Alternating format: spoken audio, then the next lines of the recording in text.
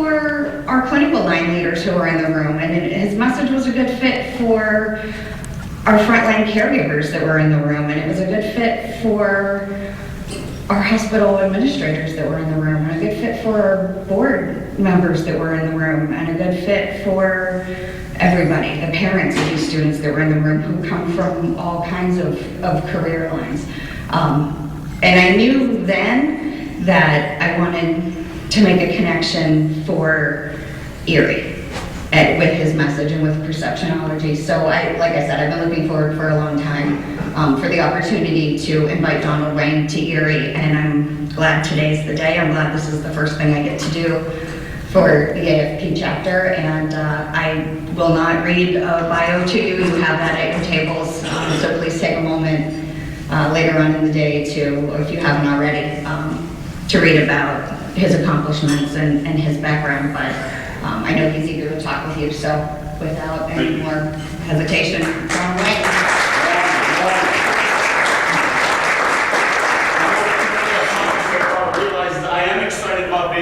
I am excited about being here. Are you excited about what you do? Yes. And I love the energy in this room. A lot of times I'll ask how many people brought energy with them today. I'll be in a room sometimes and somebody I'll ask you, who's bringing energy, and I'm not getting this. I see a couple hands going over their heads. Okay, people come up and greet me. Thank you for those who came up to say hello to me. Thank you. I was at a conference it was a corporation that was known for hospitality. And I always like to arrive early. I was here at 7 o'clock. I want to watch how you interact with each other as you're walking into a room. This is a corporation known for hospitality. I was there 45 minutes ahead of time. There's 320 people in the room, and I walked around for 45 minutes, giving everyone an opportunity to say hello to me. I had one guy walking by the buffet table, and as I came walking up, I acted like I was going to say hello to him. He switched hands. He put his holder in his left hand, so he had a clear right hand. At last minute, I veered away, and he veered away. When they introduced me to speak to the group, the director came up and she said, "We had a survey, and our clients are telling us that we're not friendly." And a laughter broke out in the room. I mean, seriously, there was table talk. Can you believe that? Oh, every table was talking about that.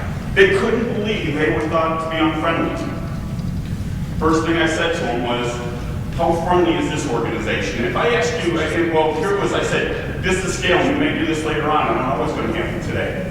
I play up what's happening in the room. But this is a running scale, this is 0, 1, 2, 3, 4, 5, 6, 7, 8, 9, 10 being the best. And I said to that organization, when I get my hand to where you feel your friendliness is, raise yours. They weren't even starting till here. When I got to here, they started hooting out. I said, you just a 10 or 11 or 12, and they started standing up and cheering. I said, great. Could everyone from this very friendly organization come up to greet you, please stand? That was what happened. No, really. Though you may think you don't have a problem, you don't have an issue with being friendly, and for anyone who didn't come up to meet me, if you saw I went around, I meet people. Sometimes I won't meet anyone. I'm just looking, how many people are going to come up and say hello to me? Do you know who I am, what I do? We have no idea who anyone is. When you came in today, did you meet someone new? Did you meet one person or two people, two new people? Make a connection, get their name.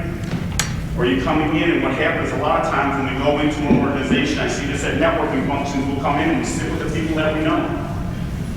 I speak to a lot of people in transition. It amazes me that in a networking function, there's all these chairs and everybody sits one chair away from everybody. And if you did come up to greet me, what was stopping you? Just personally, I actually, between the people that I actually went out to meet, you're all friendly. And here's one of those things with that organization. I said, I'm not saying you're not a friendly organization. You may be the friendliest organization I'm ever going to have the pleasure of speaking to. But all I have to go on is my perception of you. And do you understand the perception you're giving off? You aren't friendly, and I don't care there's 320 of you think you're friendly. The only opinion that matters right here, right now is mine. Would you like to hear the truth as to how you're being perceived? Because you need to hear the truth. You need to hear the truth as how you present yourself, how you say hello. And if I were to ask you, Bill, who gave you your best hello today?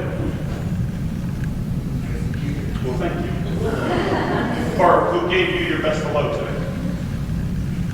Well, you did. Well, thank you. Thank you. I met Barb. I'm coming around the corner, and she's wearing this beautiful smile. I want to connect with you. I want to let you know thank you, because you know how rare it is for someone coming around smiling, bringing energy to you? It's an attraction, and if you're trying to fundraise, if you're anything you're doing with money with people, you better be bringing something to the table.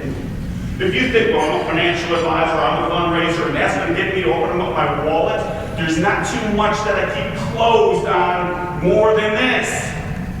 And you know that's true. So today we're going to be talking about how do you build relationships with people, that they're going to be, how do you inspire people to want to help you. And we have that ability to inspire people. John, who gave you your best hello today? I'm going to break this. I'm going to say Bruce. Good. Bruce, how'd that feel? Well, good. Dan, who gave you your best hello today? Kids. Good for you. And if you think, isn't that great? And I've had somebody say, my dog. But you know what? Dogs give you great hellos, don't they? And we're all like, oh, it's so glad to see you. But think about that question yourself. And any time I've ever spoken to any group, I've spoken to 6-year-old little girls before they become brownies to World War II veterans. And any time I've ever asked a person who gave you your best hello today, just as quickly as you saw right here, right now, people are able to give me that answer.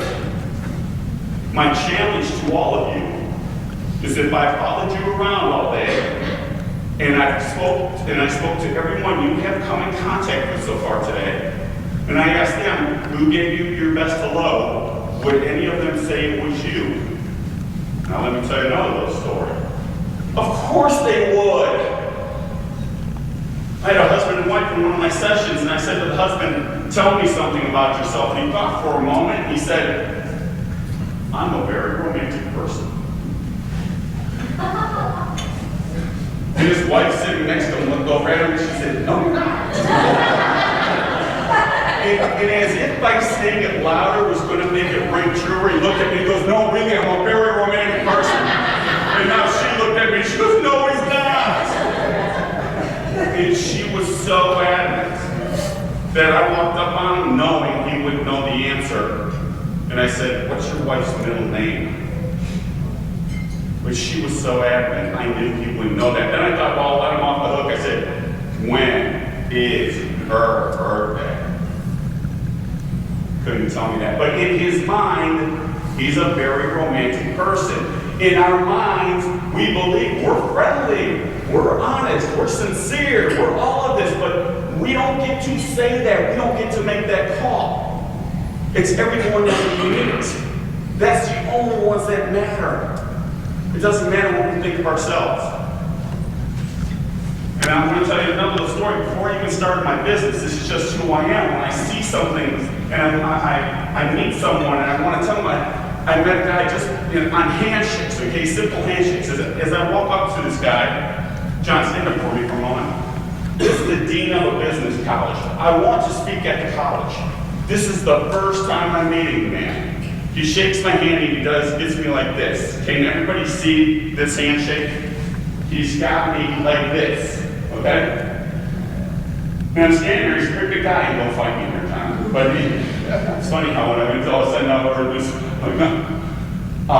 I forced him all the way, and he wasn't going easy, I forced him all the way back over the top. I go, how does that feel? And he goes, not good. Thank you, John. He goes, not good. And he said, I didn't even know I did that. I said, just so you know, any person who has ever shook your hand does know that you do that. And we were in a meet and greet line, and here I'm saying, I don't have 2 hours to talk to you. This is 15 seconds of my life interacting with you. I'm hoping you're getting something out of this. I'm hoping you're getting, and as we were moving down the line and we're moving in, I just glanced back at his next handshake, and which is the perfect handshake. Brought me in, I've spoken at his university 3 times, and then after that first time, I came walking out of the washroom, and as soon as I came out of the washroom, boom, there he is, right in the hallway. Handshake, handshake. I never said anything to him, he didn't say anything to me. It was just a perfect handshake.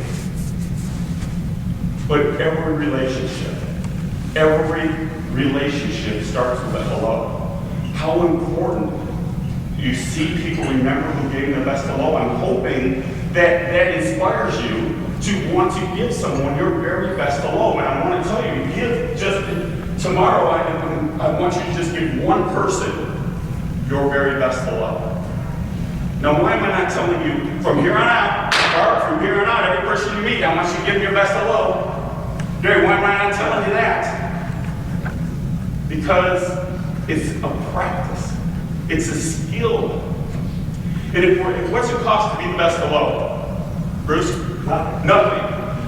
If that was true, we'd all be giving each other our best hello. Right? And that's a common misconception is we think it costs us nothing to be the best hello. There is a cost. Number one, it's an attitude cost of understanding you matter. You matter. You matter to me. And when I come into some organization, no one's come up to me. You don't think I'm human? You don't think I bleed? You don't think I would love to have someone come up and greet me here? I would love that. Who wouldn't? Which is surely when I saw you come in, I want to get your chair. I want to help you however I can. Because I have that ability. Right? But we so often even lose sight of all the positive points of contact that we can make. We matter. I want you to give just one person your best hello tomorrow because I want you to see that you matter. And don't waste your best hello on someone who's, they look like they're doing pretty good, right? But you won't have to look far to find someone. I was at a networking function early in my speaking career. There were supposed to be 40 people at this event. I arrived early. 5 people showed up. And 10 minutes later, and then one more person showed up, and he came walking into the room.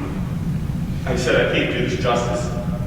It didn't look like he ran over his puppy. It looked like he ran over his 3-year-old daughter's puppy. He was just, as far as body language, he was screaming, I'm hurt. It's hard for me to replicate that. But he was screaming, walking into the room, I hurt. And not one person in that room got up to meet him and say, what's the matter? How you doing? Good to see you.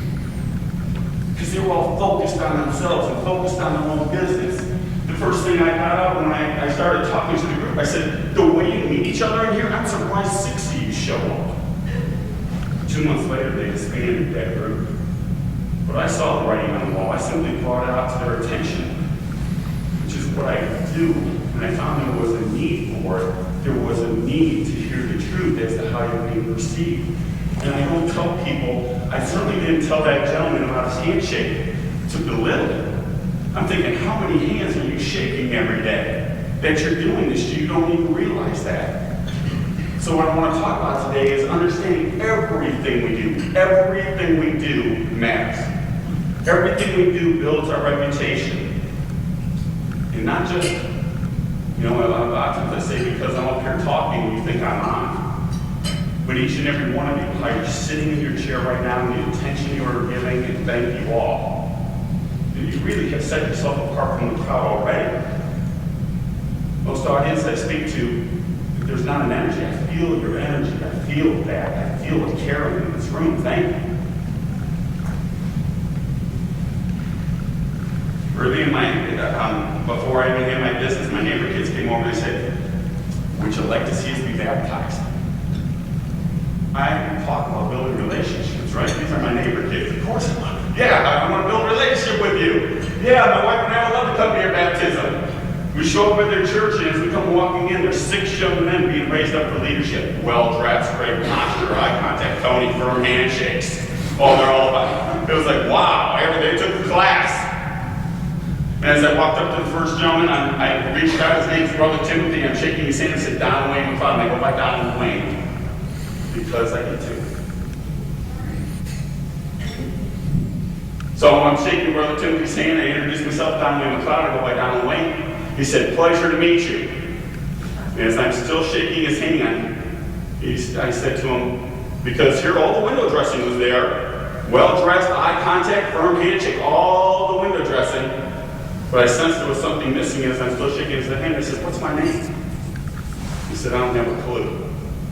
And how often do we do that on a daily basis? We meet someone, we're shaking the hand, and like,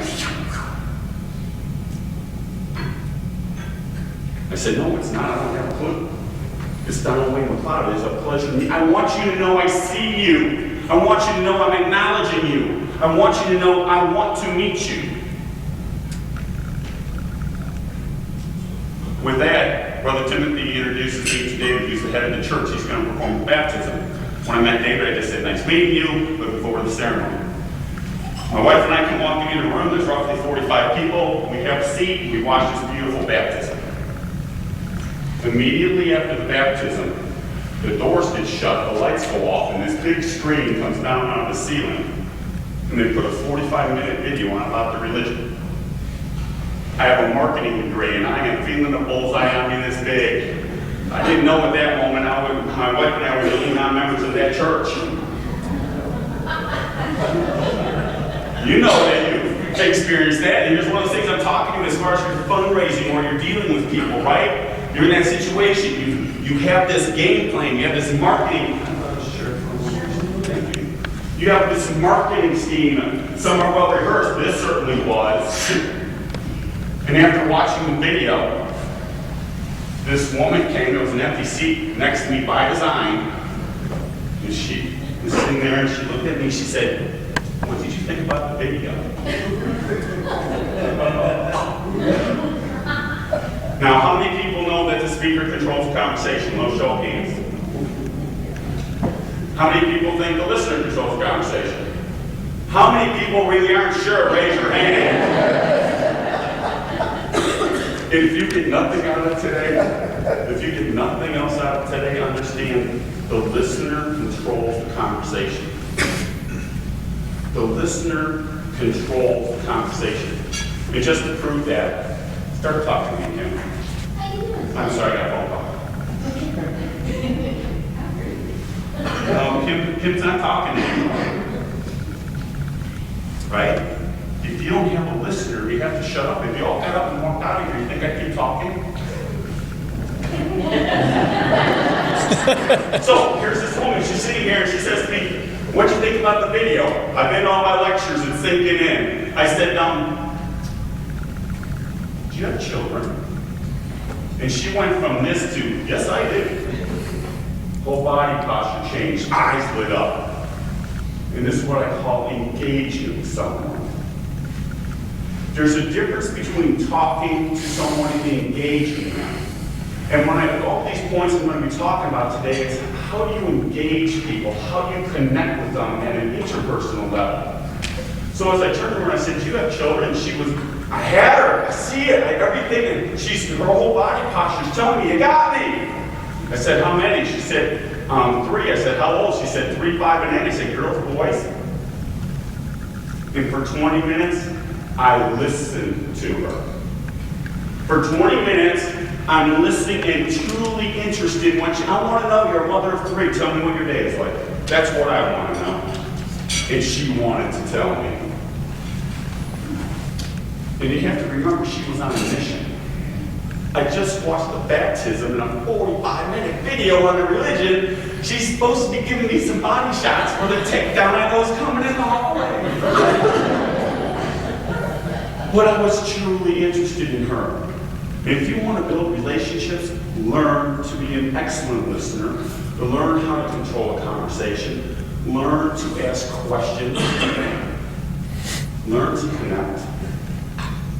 After 20 minutes of speaking with her, I said, "My wife and I have to go. It's a pleasure meeting you." And I got up, and my wife and I come walking out into the hallway, just as I had imagined, here's these 6 young men forming this gauntlet that I'm going to have to walk through. And at the far end of the hallway is David. He's timing it so he meets me between all these guys because he's going to show you how it's done.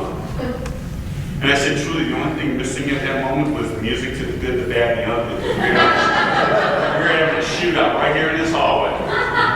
And as I came walking up to him, I reached my hand, I go, "David, awesome ceremony. We are so glad we could be here. What's my name?" Nothing. As I'm still shaking his hand, Brother Timothy standing to my right goes, "I remember his name." said, Brother Timothy, tell him how you remember my name. He said, he made me remember his name. And that's another one of those, if you get nothing else out of today, you need to make people remember who you are, and in a positive way. There's a lot of people who made themselves memorable to me, but not in a positive way. And that's a skill. We'll talk about that today. But you need to make people remember who you are and what you do. And as I turned back to David, and I said, David, how am I supposed to believe you care about my soul when you didn't care enough about me or remember my name? And I didn't say that to him to embarrass him. I see this whole marketing scheme going down. Well planned, well thought out. They actually believe they want to care about me. I believe that. But they certainly didn't see this glaring flaw. But David was a true leader. He didn't sit there shaking my hand going, He let go of my hand, took one step back, and he goes, what else can you teach us? I didn't have my business at that time, but he understood. This is a life lesson. I'm getting the heck out of the way of that. That's leadership. He said there's 3 things you need to know. What do you think's the first thing I'm telling you? Come on. Names. What's that, Shane? Maybe never to remember someone's name. Get, remember, and use people's names. Write that down. Anybody have some paper on you? I'm going to be throwing out that. Get, remember, and use people's names. Get, remember, and use people's names. You want to build a relationship? The name is the key to that relationship. Second thing I told him was, don't form this gauntlet. It's so obvious what was transpiring. And the third thing you need to know is that I'm taking my wife to dinner right now. And then I'll separate like the Red Sea and we got out of there. Now, why do you think I tell you that story?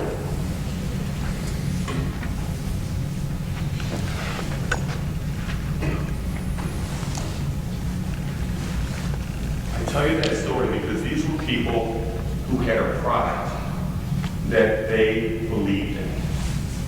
They were believing in this product so much that they're betting their own everlasting lifetime.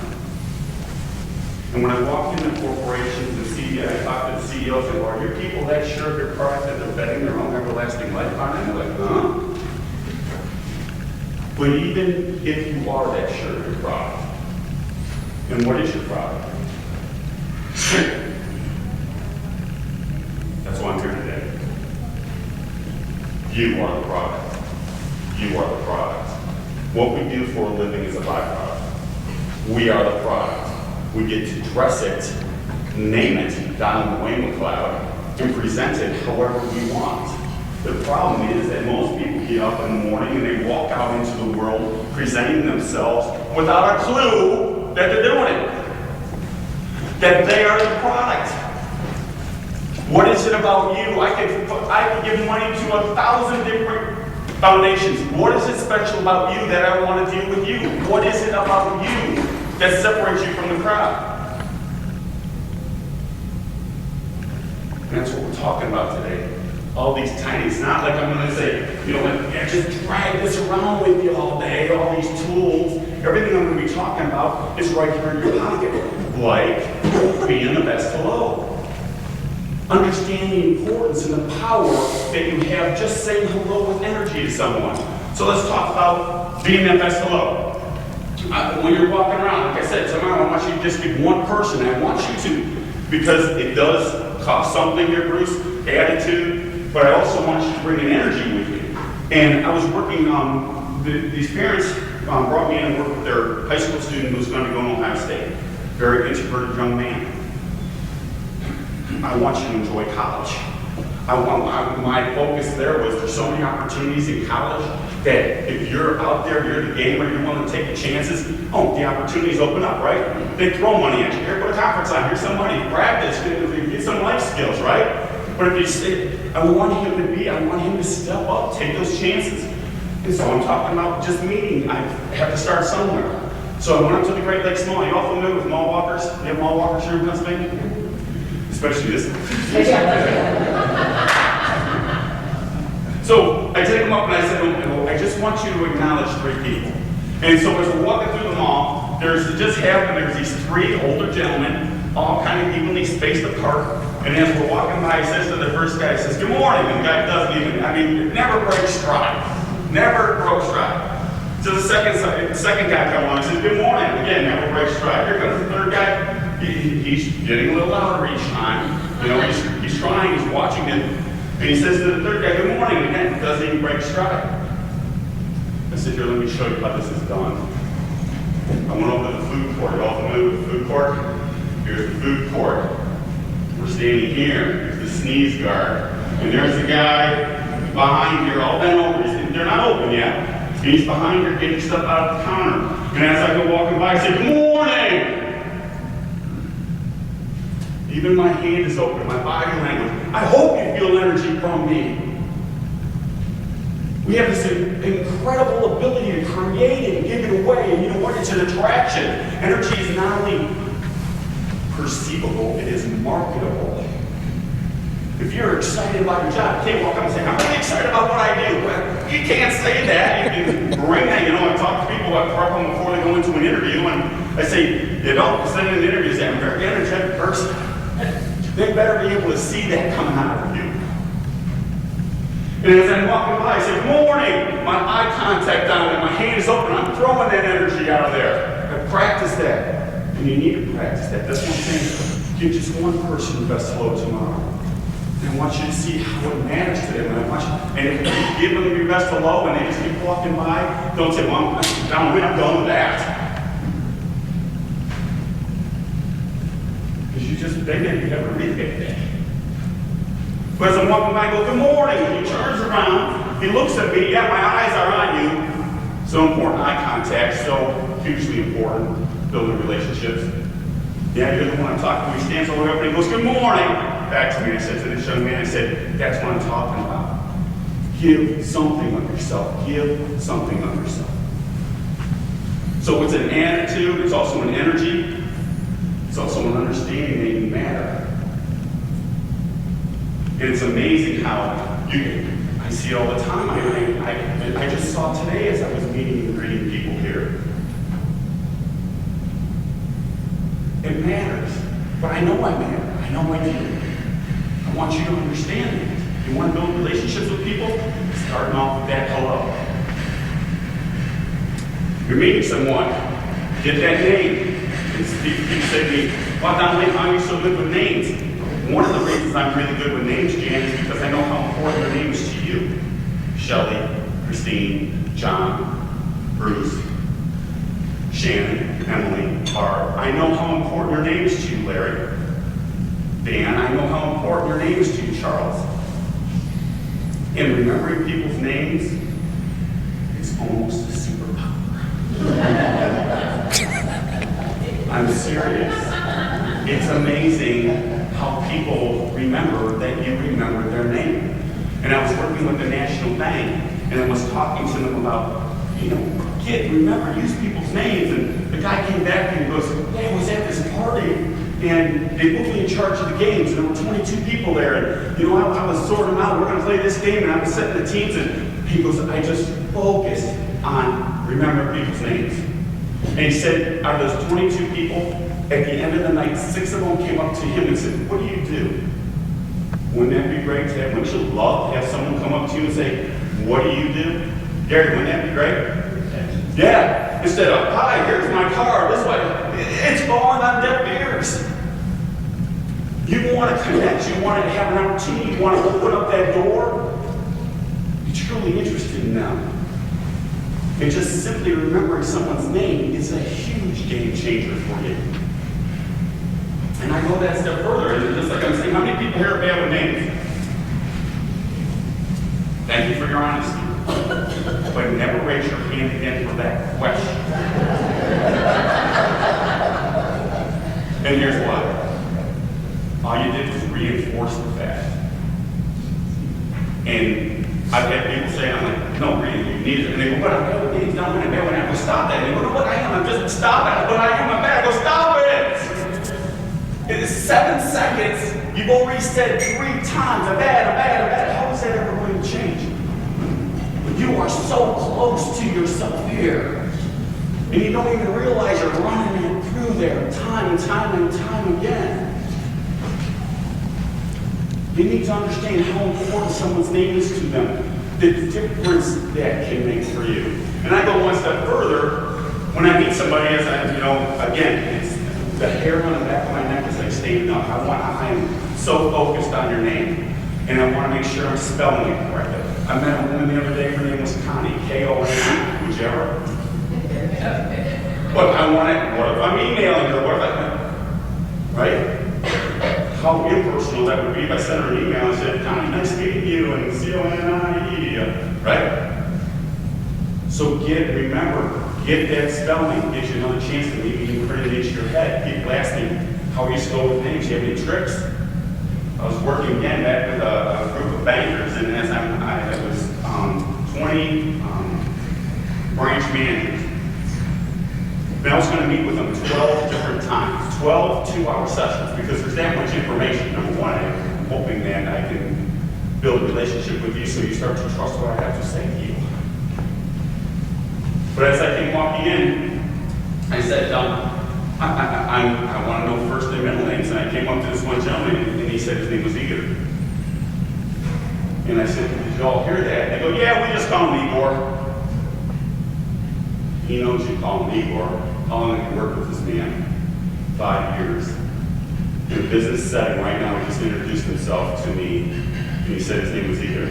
I said, Igor, what's your middle name? He goes, Jerevich. And I was like, oh boy. And so I was like, you're a bitch. Something, I gotta think of something here, because how do you remember that? That was the first thing that ran through my head. I'm trying to grab something here.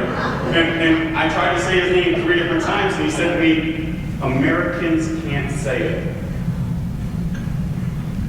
400 million people can't say his name.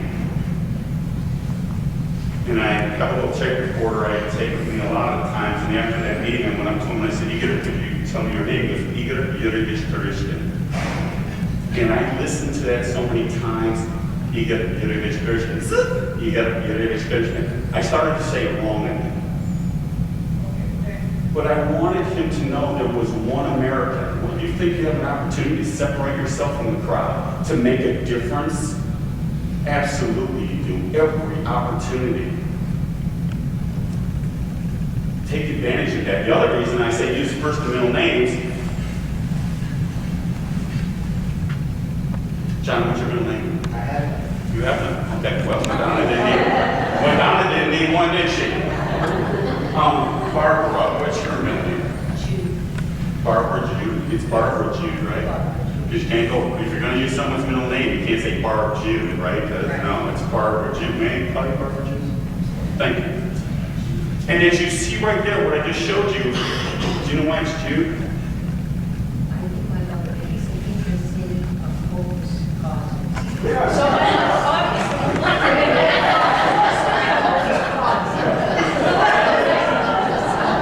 This is a fine example of a human being. I'm just telling you, from the first moment the first moment I met you, how great are you? And Barbara Jude, but here you can't say Barb Jude. You need to understand it. You can't call me Don Wayne. That's not his Don Wayne. But one of the reasons I ask if I can use your middle name and go by middle names as far as building relationships, think about your own first and middle name. How often do you hear it? Probably the only time you would hear it or heard it is when you were in trouble. But you also know that the people who call you by that love you. And if you're going to afford me the luxury of calling you by a name that you know the people who call you Barbara Jude love you, why wouldn't I? You want to build relationships with people? Simple, isn't it? But there's a sincerity about that. There's a sincerity about wanting to know someone, about asking about their name, and just like Barbara Jude had a little story about her name there. When you ask somebody about their first and middle names, why? And no matter what they tell you, is I don't care if Barbara told me her middle name was wrong, still skin. Do not laugh. Learn from my mistake. Someone's giving you their name, that is the key to that relationship. And there's a lot of things we can come back from. Making fun of someone's name isn't one of those. You are dead. And I've watched people in business meetings shoot themselves in the foot. I've watched smoke just swirling right off the table as they crash and burn and they walk out of there thinking, man, nailed that. And thinking, wow, what plan are you from? They do think that was a successful meeting. So first and middle names, and you may want to try that with grandkids, nieces, and nephews. I mean, I started with all my nieces and nephews. Well, I go by my first and middle name because I get to call myself whatever I want. And the other reason I go by Donald Wayne McLeod is because we have an internet. You are no longer just marketing yourself to Erie, Pennsylvania. You're marketing yourself to the world. And if you looked up Donald McLeod, and see capital L-E-O-D, if you looked up that name, there's 126 of us on LinkedIn. You go down Wayne, hello. I want to be easy to find. Do you have a website? How do I find you? Do you have a website with your name.com? Easy. It's $5 for the first year and like $15 after that. People, all they have to be, and you can direct. I have a DonaldWayneMcLeod.com. You go to that, takes you right to my Perceptionology.com website. You can direct it to wherever you want, but at least people know how to get in touch with you no matter where you are, no matter what you're doing. Another thing I want to tell you as far as reminding about first and middle names go, while I'm on this subject, when you're sending out an email to your database and you're thinking, I don't know how many people you have in the database. Okay. We don't have that. Okay. How many here do have a database that you send emails out to? Okay. Whenever you send out an email, make sure you put in a share button. Which means, if I got an email from you, and all I have to do is click a LinkedIn, and it'll automatically post it to my LinkedIn account, you have 1,200 people besides me who are going to see it with my name on it now, that I'm endorsing that. If you send it to me with a Twitter feed, I can click on the Twitter button and it automatically loads into my Twitter account and posts it. Now you have 500 more people can see it. So just by sending me something, I can turn around and send it to 1,700 people with the click of a button. But if you send me something that says, share this email, and I hit that button, all of a sudden here's the thing, and I have to put in all the emails, you think I'm going to load 1,800 emails for you? Not a chance. And I find it's social media. I don't talk about social media, but I'm just telling you, opportunity, you want that word to spread like wildfire. So don't ever look at one person as just that one person. You gotta think, how many people do they have in their LinkedIn, their Twitter? How many people are on Twitter? Okay, and I see some people, you may not think that's important. I've cut my cable. I've cut my internet at home. All my news comes through Twitter. If there's something happening in the world, boom, it's on my Twitter feed. That's up, and I can click on it, it takes me to the page that explains everything I need to know about it. It's an amazing concept, but I'm not talking about social media. I'm just telling you, if there's one thing I just want to make sure I got to you today, anytime you send out an email that you think you're hitting the masses, it's a little crumb of a cookie that possibly could be gotten if you put that on it. How to do that? Wouldn't that be great if I could just put it? It's pretty easy. Google it and I'll tell you how to do it. How many of you have an IT guy? I hope you have. Yeah, get on it. I'm surprised I'm already telling you about that. But it's just real inside information. Going back to first and middle names. Anytime I would talk to you, Barbara Jew, from here on out, you're Barbara Jew to me if I was addressing an email to you. And that may seem really weird to you to call somebody by their first and middle name. But watch how they react to it. A lot of times after a lecture, people come up to me and they introduce me by their first and middle name. And you are? Daniel Allen. How do you spell Allen? Daniel Allen. Pleasure to meet you, Daniel Allen. What's my name? Donald Wayne McLeod. And you are? Adam?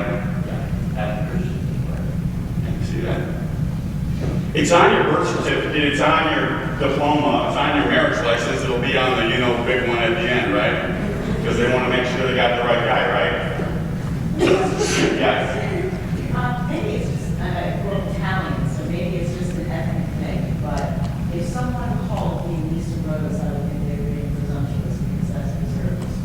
That's why you heard me ask Barbara Jew, man, I call you by that. I would never start calling you that if you didn't give me permission. And that's great, thank you for bringing that up. You saw that I asked, and if someone says you're not allowed to use the middle name, you don't.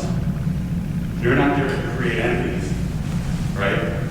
But you can see how I can play with it. I would never call you by that without permission, but that's a beautiful name.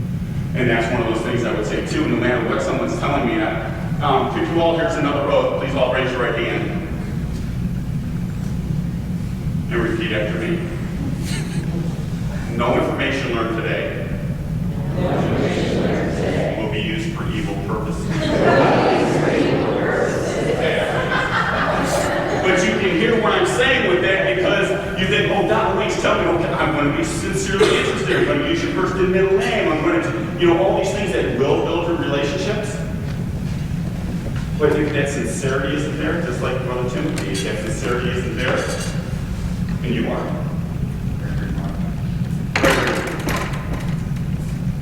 Now, one of you stood to meet me. Were you influenced by Daniel not standing to meet me? Just so you know, Daniel, if you would have stood to meet me, you would have forced his hand. I guarantee you, you would have stood to meet me. Do you understand your influencing? You understand your influencing?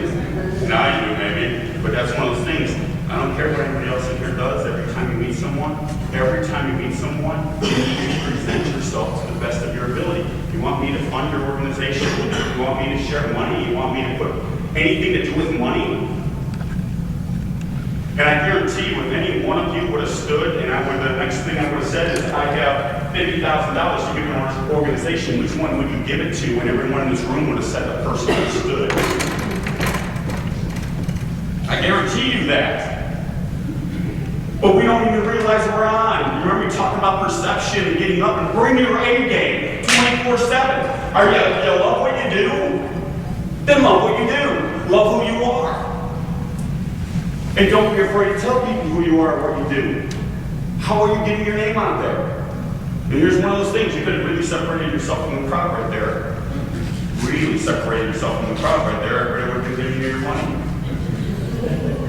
And it's funny to me when I ask people, I'll say, who would you give your money to? And Bruce Edwards said, the person who stood. And I said, isn't that amazing? Just because someone stood, wouldn't you like to have more information? But I've only had one person ever say, I need more information. Of course you need more information. But it's amazing how many people feel they can make a valid decision in 3 seconds.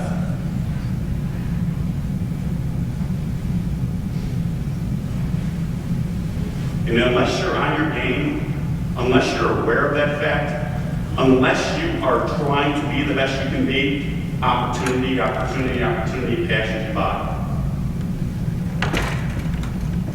And I'm not here to yell at you, I love you. I seriously hope you feel that. I love you. I want not only you to succeed, but I want the organizations that you foster to succeed. You do a lot of good work. I want you to be fruitful. And a lot of that is in our control. In fact, all of that is in our control. We have a lot of say as to how people are going to perceive us.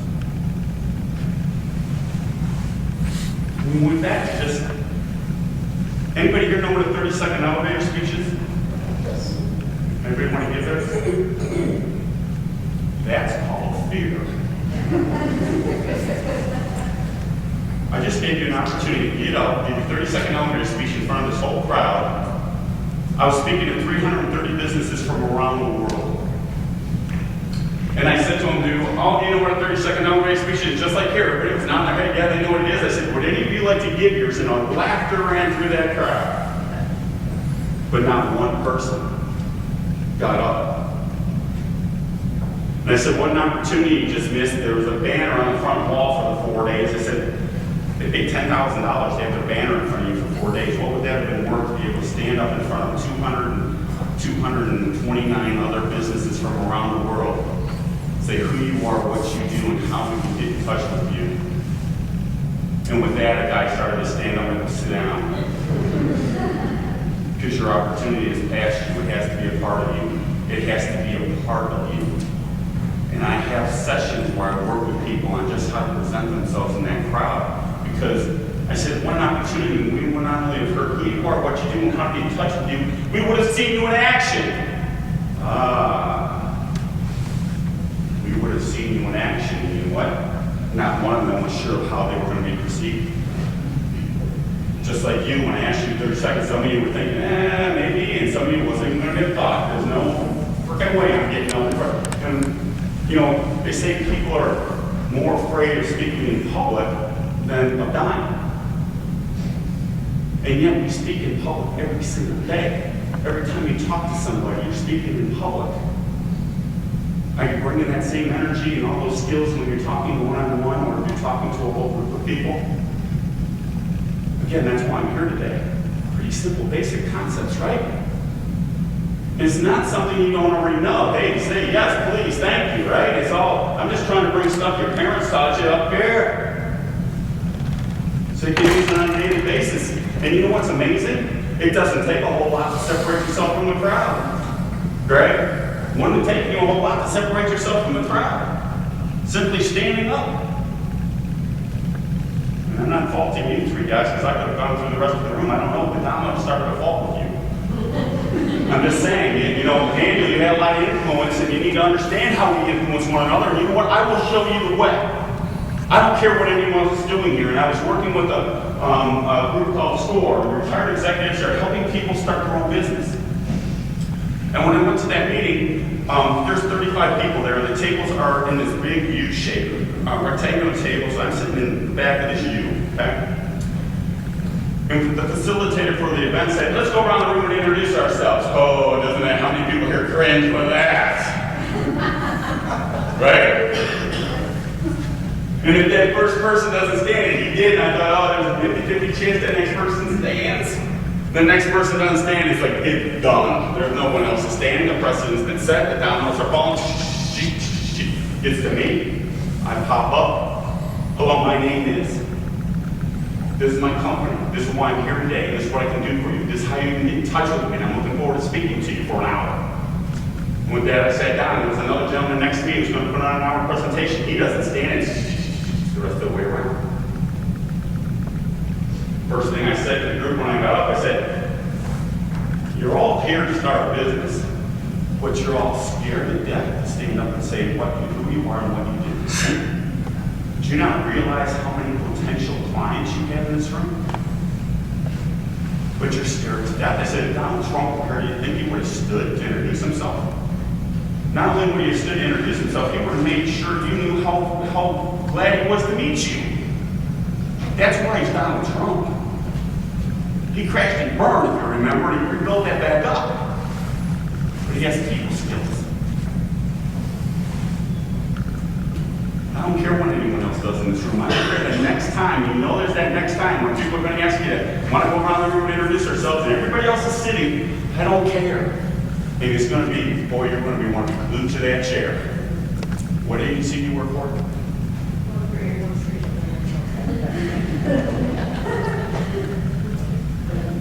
On a scale of 1 to 10, what's her energy? Here we go with this scale right here, okay? Ready? When I get my hand where you feel her energy was, raise your hand.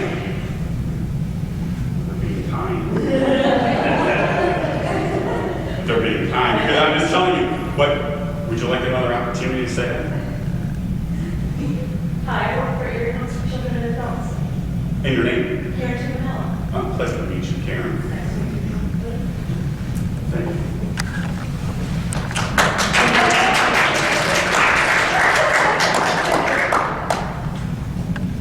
Wouldn't we love to have a double take? Wouldn't we love to have said, boy, I shoot some videos for my for YouTube, and it's amazing to me. I'll shoot a 60-second video, and I'll do it 15 times.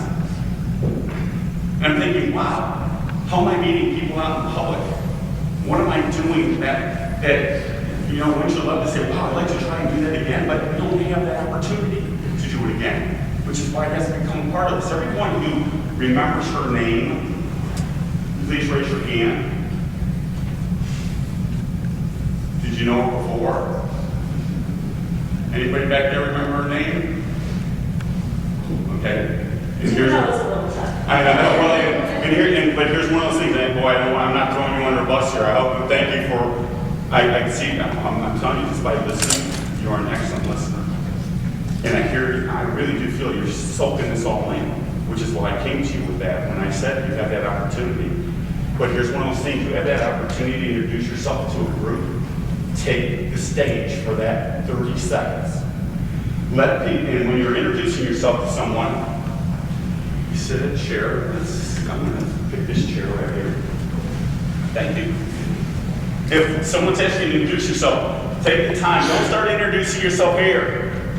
Stand all the way. You're presenting your product. You are the product, right? Stand.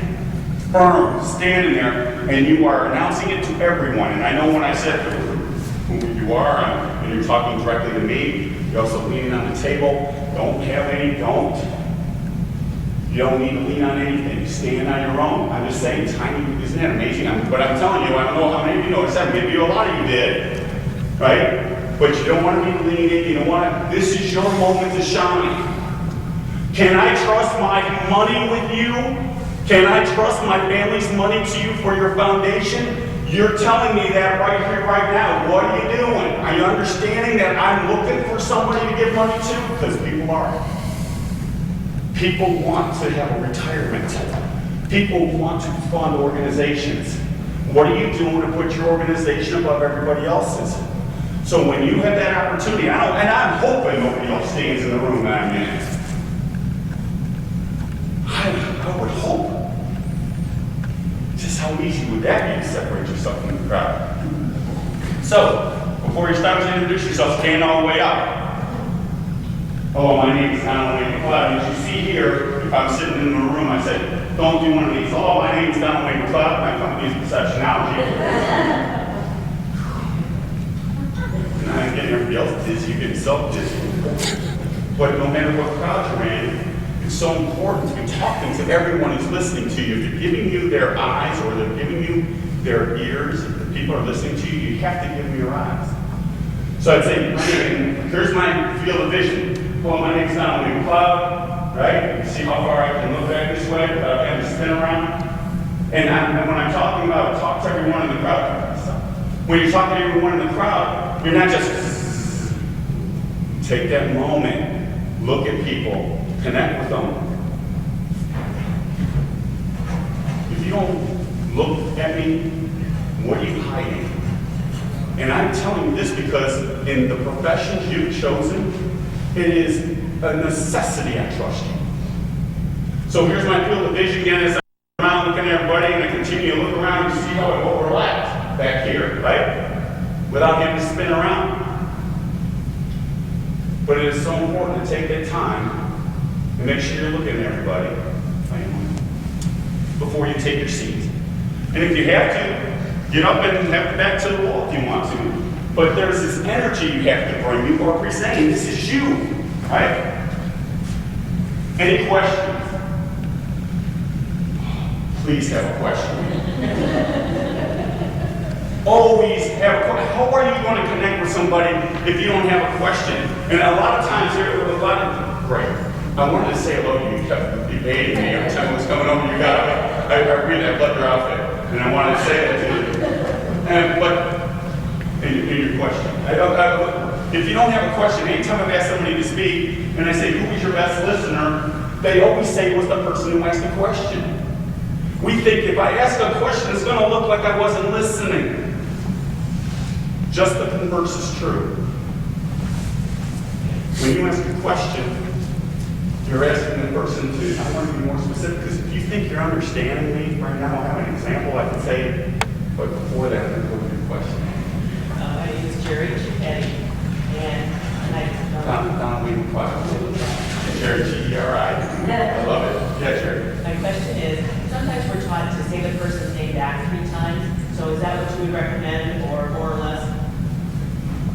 Well, what did I just do with you? Hi, Jerry, G-E-R-I. I'm putting it in my head. I want to make sure that you see it. I'm not saying that you have to, we all learn differently. I don't know if I want to say, nice meeting you, Jerry. Jerry, what I'm in my head, because in the first 5 minutes you're meeting anyone, and you're first meeting someone, they telling you any great shakes that you need to remember. I could always come back to you, Jerry, and say, I'm sorry, where did you say you live? I'm sorry, did you say you had children? I'm sorry, where do you work? Easy questions to re-ask, right? What's the tough one? So get it the first time. Just get it the first time. That's the only thing that matters. At that point, it is the only thing that matters. Because you can always revisit all of that. So that's just part of, thank you for asking that question. And yeah, that's it. And when you do ask a question, I've got a lot of information. And it just takes me off on another tangent, and here, I want you to have one of my books. Very well. And you ask a question, and all of a sudden, I'm not kidding, I have an encyclopedia in here. And all of a sudden, I'm like, oh, let's talk about that a little more. But when you're first meeting that person, see, it's all spurred off of Jerry's question. Thank you. When you're first meeting someone for that first time, what are the characteristics you want them to see in you?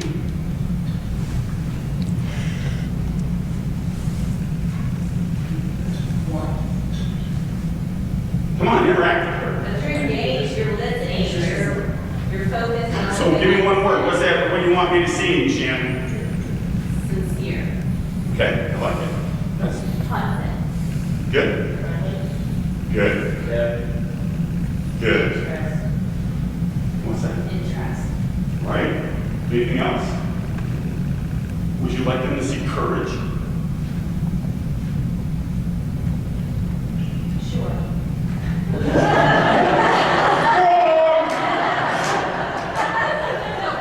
She does very courageous. Anything else? Being sincere. I would say empathy. I think sometimes if you present yourself too forcefully to somebody whose physical or emotional presence is not, is just not there, I think you have to pull back a bit. You need to read what that person is and how they're responding. And just as a quick survey for myself, did I overpower anyone here today? Okay, I'm 7 foot tall, but I really understand that concept. I'm 300 pounds, 7 foot tall. I need to understand that concept. I never want you to feel I'm just rising up on you, but that is something that I really take into consideration. You're absolutely correct. But when it's that sincerity, when you're really engaging someone, it's a very personal thing. And just going back to even that handshake, when you meet, well, we were talking about all these characteristics that you want people to see in you, right? You have 5 seconds to display all of them. And it's all how you walk up and greet somebody in your handshake. In the first 5 seconds, you're trying to get all of that information, all of that. I want you to see all of that, all those positive characteristics in me. That's a skill. Especially when we're meeting people and don't even want to remember them. Man, I like it. Right? How many people do you see standing? How many people do you see speaking to you right now?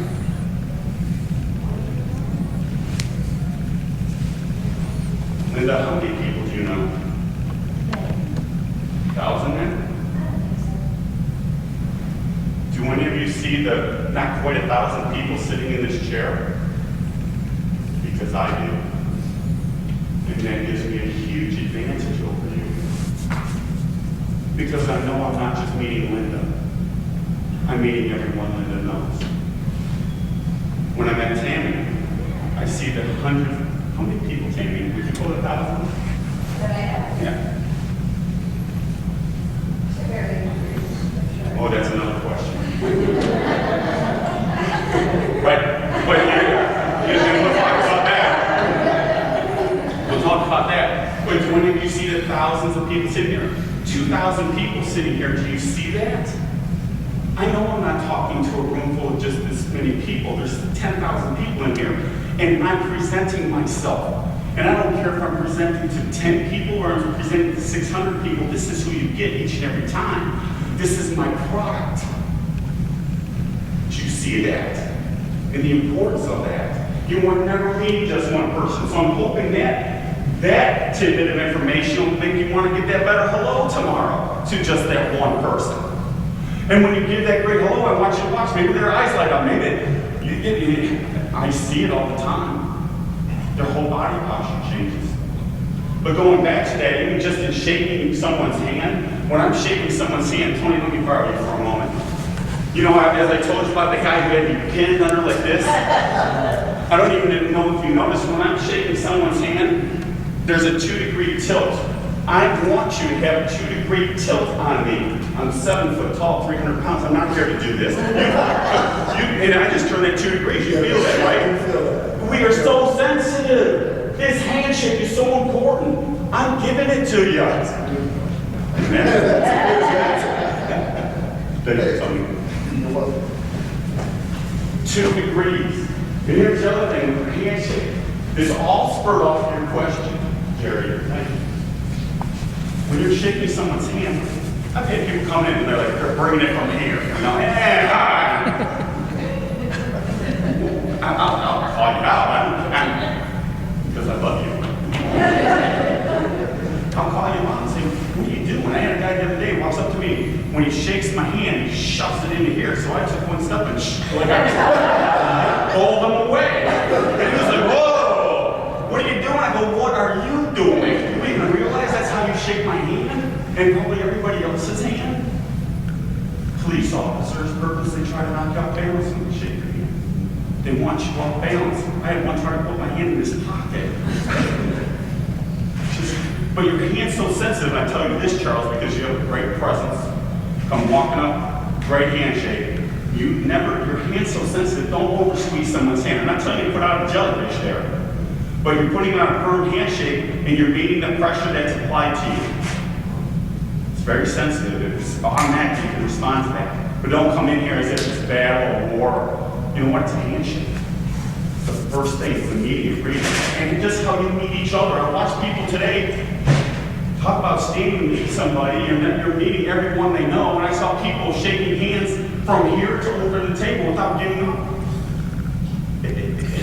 You don't have 3 seconds to present yourself as a professional. You know what I'm saying? I just watched that today as I was walking in here. I said, I never run out of stuff to talk about. I just work with what's going on in the room.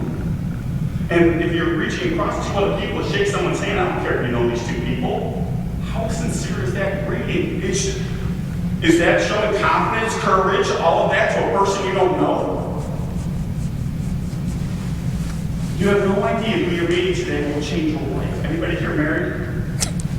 You got that one in, right? You know that one day you met that person that's going to change your whole life. But you have no idea who you're going to be today. And not only is this something that you have, but are these skills your organizations have? Do your people know they were always on? I'm looking around the room and nothing against your name tag. And Linda, I love the fact that Linda has this special. Can you model that for me, Linda? I don't like this. She doesn't like things slipped through clothes. It's stylish, it's great, it does the point. And I always say, anytime you're having a function, put the people's names on front and back. They're having it like this, go away, yours flip. But a lot of times you don't ever get those with sometimes people with the badges are put the names on both sides, so you know you're not walking up it. But I'm surprised that all of you don't have your name badge. Is this a part-time job you're going to be leaving in a few days, or you don't want to invest in the? I'm just saying, how many times are you putting on someone else's name badge? How many functions do you go to where you put someone else's name badge on you? Get creative, get a nice name badge. I have 3 or 4. They're in my cars, they're in my suits, they're in whatever I'm carrying. I've got black, white, whatever's going to go with my suit. And when you make your name badge, make it so that your name is bigger than the company name.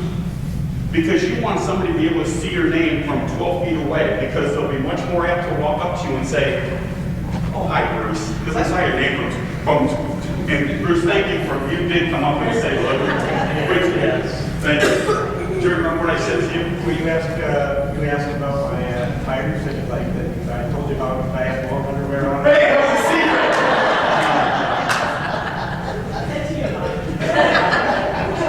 And trying to find out you're wearing long underwear underneath that.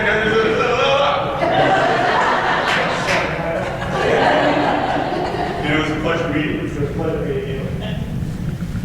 Get your own name badge. Aren't you tired of going in? A lot of times you have nice name badges here. A lot of times it's peel and stick, and halfway through it's peeling back off. And there's a senator in Ohio, and I see him frequently.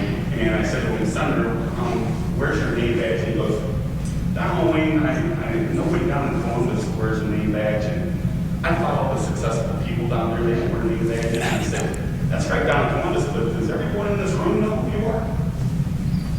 No. Are you an elected official? Yeah. Okay. The next time I saw him, he was still wearing a name badge except they misspelled his name. And instead of giving him a new one, they just crossed, I guess he crossed it out, and he crossed out all the letters. And I walked up to him and I go, Senator, I said, that's much better. He goes, point taken. Now he has his own very nice name badge because he knows how many times he's going to be able to wear that. Think about that. How many times get a really nice name badge for yourself with your company on there. You are the product. You are speaking everywhere you go. You need to get your name out there. What company do you work for? Don't tell me.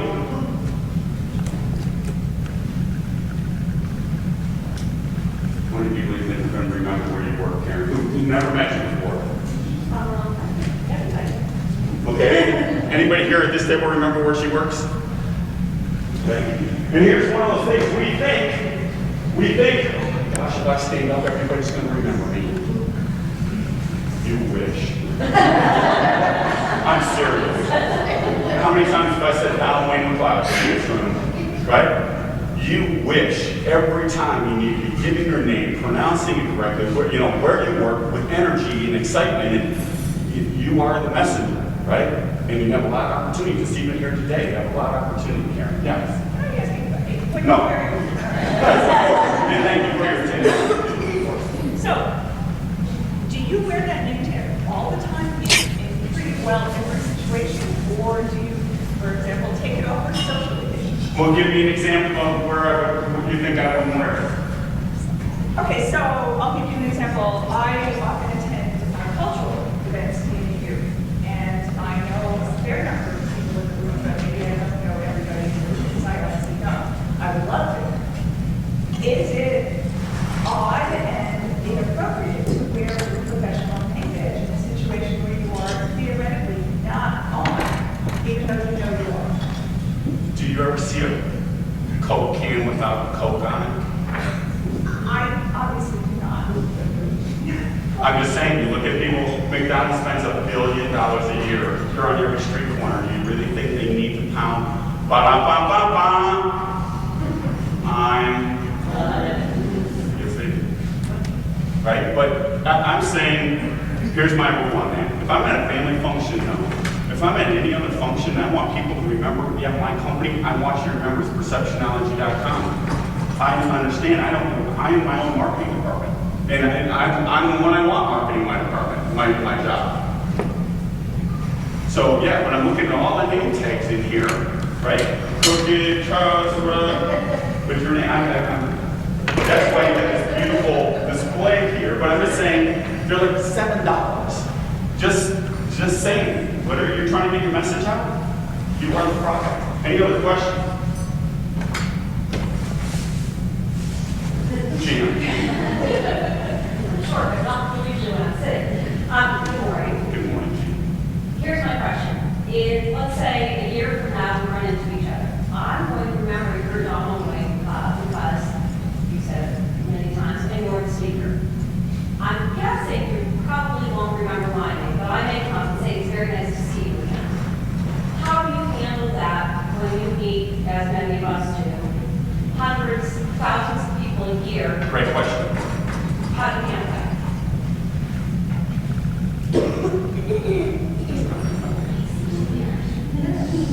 That also was because you gave me break alone like you've been with a lot of, you built up a lot of equity with me already, Gina. But you hear what I'm saying? You build up equity with people. It's not just one thing, it's not just one gesture. Did you come and greet me with a smile? Did you just want to remember my name? Are you encouraging me? Was there sincerity towards me? All those are layer after layer after layer of, we are all under that microscope. I'm just trying to make you surely aware of that fact. And there's a lot of things you can do to be perceived in a very positive way.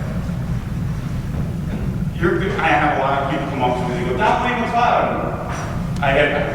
There's a case in point, I went to a restaurant, and this guy goes, you're Don Wayne McLeod, do you remember my name? And I said, no. And he goes, huh. And I said to him, what did you do to make yourself memorable?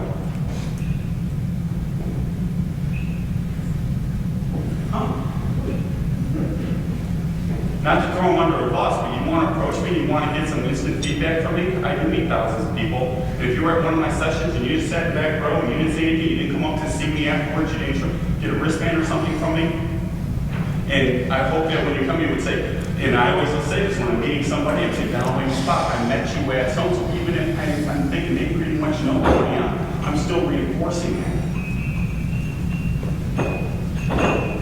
I know one guy, Bob Ishii, he always said, Bob Ishii, I know you're Bob Ishii, but you know, Bob Ishii, that's why he said hello to people. They say, hello, he said, Bob Ishii, that's his name, he's just giving his name out to everyone. But that's how I would handle that is, you know, and I certainly hope I do remember you, and it's amazing, I really do have a good memory. But if you just said, I met you, I would be, believe me, you connect with me, Janet. Well, Done a great we job. certainly couldn't say to a donor, well, what did you do this memorable? No.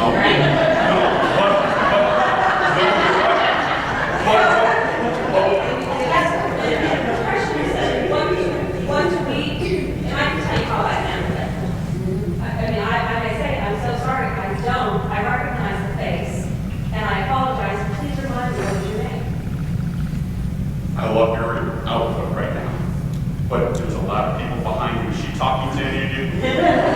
and here's one of those skills. If you're talking, I know you think you're just talking to me, but here's one of those vitals. If people are listening to you, they're giving you their ears, you have to give them your eyes. So want to try that again, but not just include me in that conversation?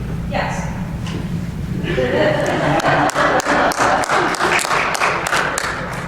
Okay, so, now I can't remember what I was supposed to ask. Here's how I handle it. If someone comes up to me and says, do you remember me?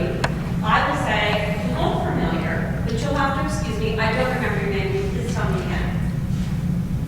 Is that an appropriate response? Absolutely. Okay. And here's one of those things. I said, are you going to remember everybody's name that you meet?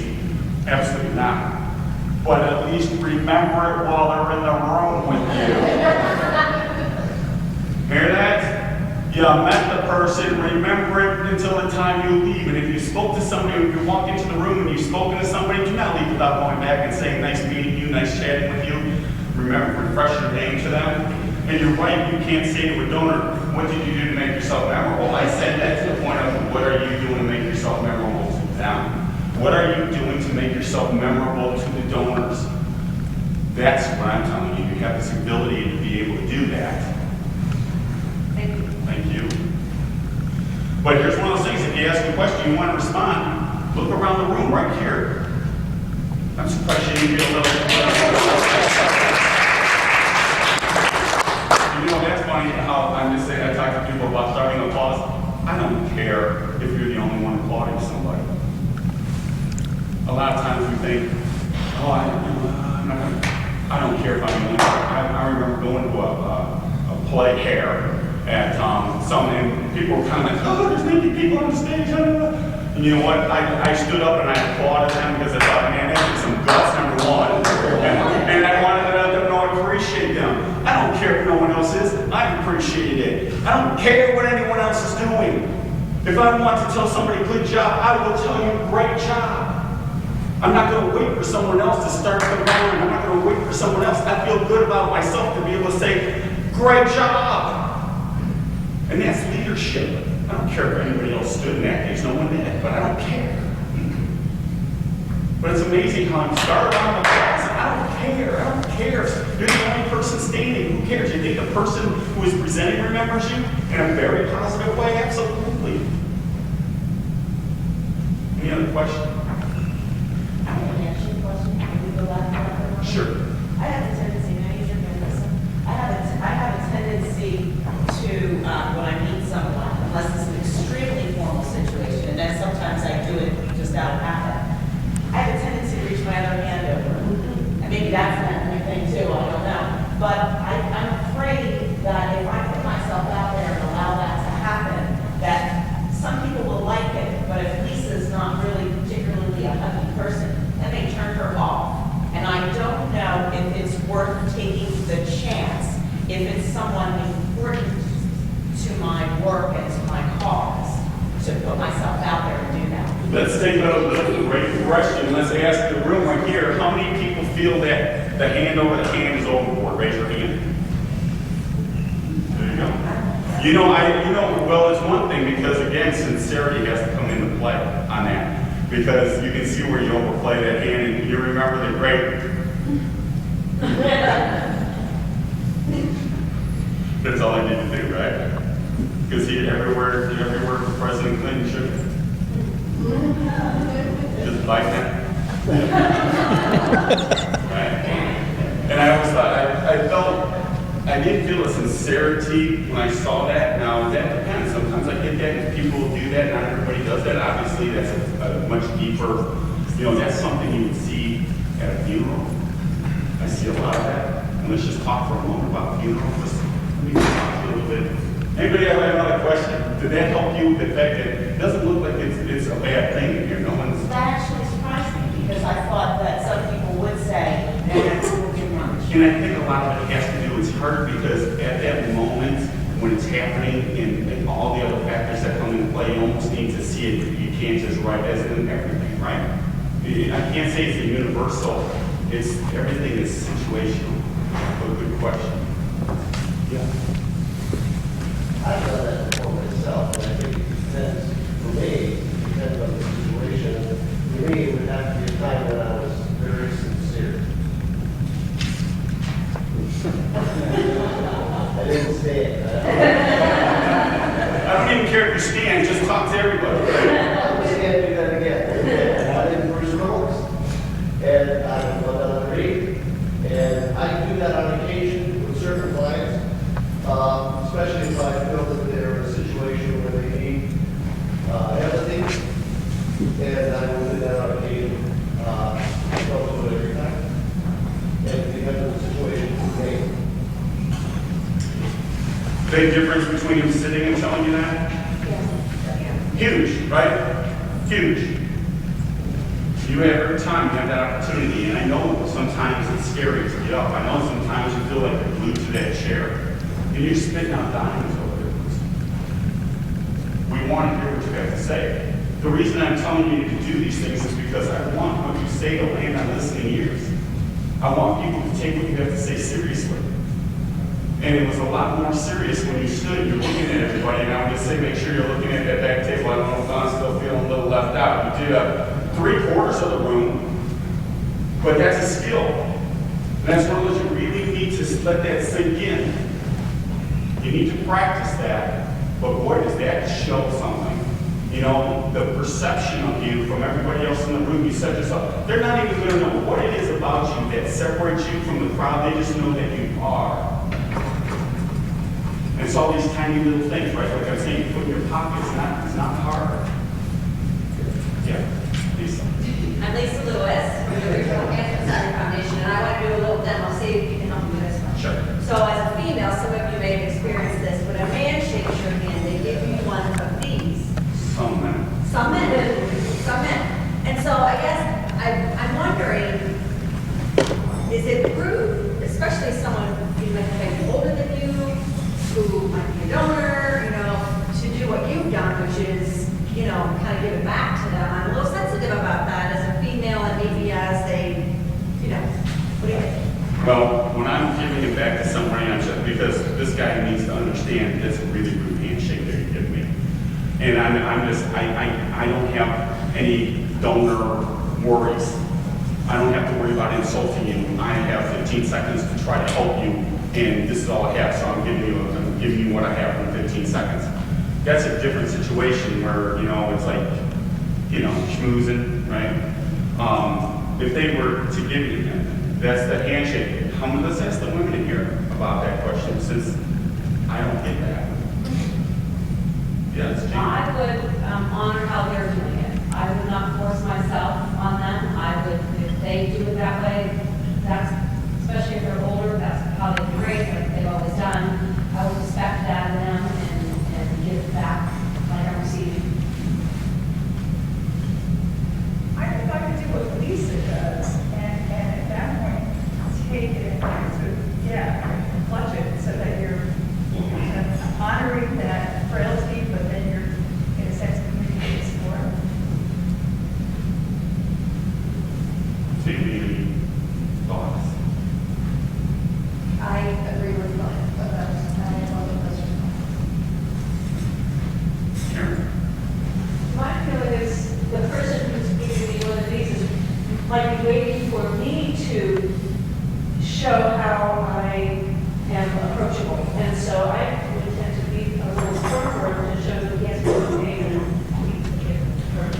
ladies, I'm not, I would say stand also. Is there a rule that women have to stand? No, but boy, does it say a lot about you when you do. And how you put your hand out to someone, not just, when they're the first one you say, how you put your hand out is also important. I believe that. But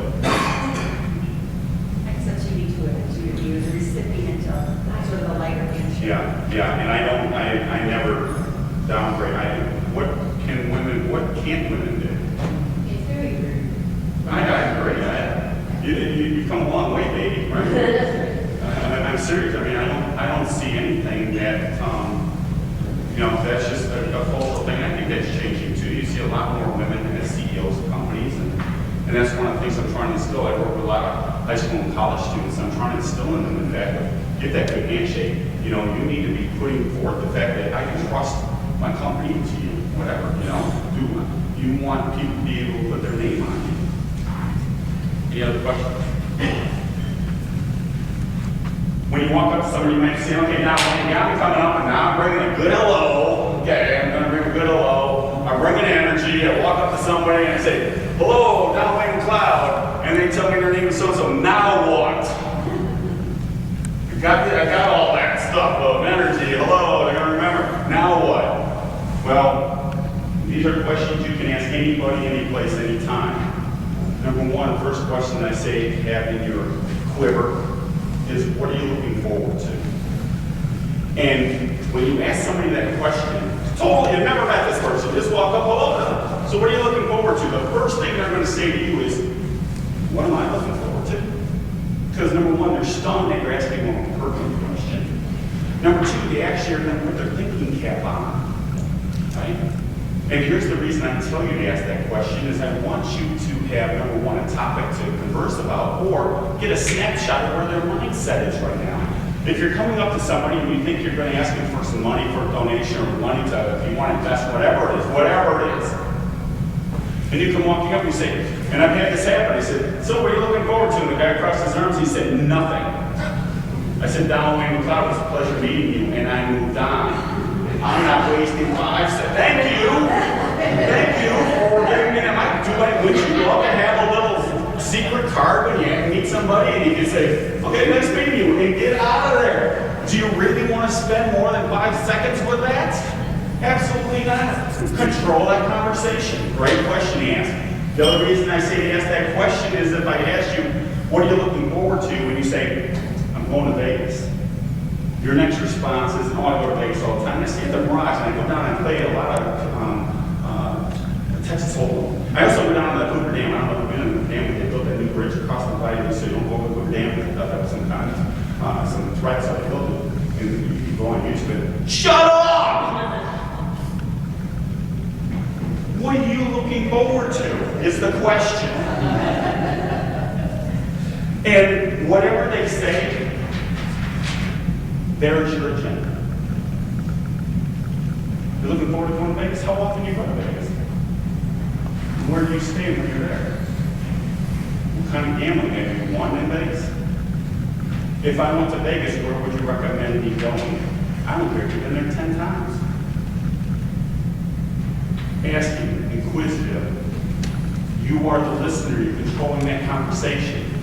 But whatever they say, when you say, what are you looking forward to? And I have people come up to me all the time, I'm using it, downwind, I'm using it. Good. It's the perfect question.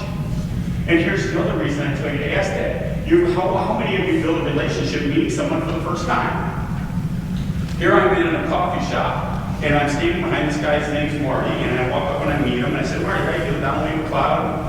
I get his card. I said, what are you looking forward to? He goes, I'm going on a bike trip. Where are you going on this bike trip? Well, we're going around Lake Erie. Who's we? I have 6 of my friends, and we're getting on our bikes. We've already ridden our bikes to New York City. But this time we're going to go around the Great Lake, the Great Lake Erie, and he's really excited about that. I have his business card, and I go home, and I have this really cool thing in my house. It's called the internet. I don't care if you tell me you're a ballerina or you collect butterflies. I can find something out about it. I get online, I'm looking at accessories for a bike. And I come across this really cool web page, and they've got stuff to keep your food hot. They've got stuff to keep your food cold. And anybody know what click and paste means? I click and paste. I said, hey, Marty, thought you'd be interested in this website. Click, paste, send. Now, downloading the cloud, we met at a coffee shop. I'm hoping you remember I do Perceptionology. Remember I may have a company. Click, send, gone. And I get 3 paragraphs back from the guy. There's another positive point of contact, right? I'm building a relationship. I'm interested in you. Remember, knowing the purposes. I'm building a relationship with the man. And he's sending me this email about he's got this thing that he can put on his bike and family and friends can track him on the GPS on the screen and see exactly where they are. Really cool stuff. But this gives you another opportunity to ask somebody. If they tell me my daughter's getting married, when I leave that conversation, I'm taking a note down. His youngest daughter's getting married August 19th. And what do you think I have to be able to email him? How'd the wedding go? Really interested in how that went. How was, remembering where it was at, a lot of the details. I would want to start a conversation, relationship with the person. You need to have these tools to be able to do that. Another great question to ask somebody is, and this is a question you can ask, and I was out on the sailboat, and we had literally from 70 years old to 85 years old. And once, if you've ever been on a sailboat, you're on a sailboat in the middle of Lake Erie, where are you going? Right? Start a conversation. And we're sitting around, and I said, do you remember your first bike? Barbara, do you remember your first bike? What was it? It was Sure. Schwinn. What sure? I'm sorry. I'm not sure if you'll remember that. I remember my first bike was a Schwinn Roll Fast. Does anybody remember those? It was red and white, training wheels, and it also had the little things on the streamers. It was wonderful. Yes. Does anyone have a question for Barbara Jew? Always don't sit there and listen in black and white. This is what we do. We sit there, show no interest, could care less about your life. But I want to talk about mine, could care less about yours. But I want to tell you about mine. Understand you need to learn how to ask questions. Anybody have a question? Jan? How old were you when you had that bike? I was 7. Did you have a basket on the back of it? No, I didn't. No, that's it. So how long did you use those trains? I don't know, I don't remember how long, but it was actually my brother who taught me to ride without them. And he promised he wouldn't let go. And of course he did. This was my brother that was 4 years older, but it was great. I could still see myself doing it, it was fine. So, yes. Barbara, did you get that bike for Christmas? No, I think I got it. Was it for my birthday? I can't really remember. But my birthday is in April, and I just remember my dad said to me, "You need to rake the leaves." So it couldn't be done for my birthday. So I said, "Rake the leaves." I was just a kid, And so he said, "No, get into that. Go into the garage, get the rake, and you need to rake those." And of course, I went into the garage, and there was the bunny. Oh, the old switcheroo. Any other questions? Fantastic stuff. This is a potential donor, potential person willing to invest with you. You don't have one question to help build a relationship with her. Just going to sit there and throw the dice and hope she picks you. John? Josh Mossy, Chicago Watershed Conservancy. Do you still ride a bike? Yes, I do. Great. Yes, I do.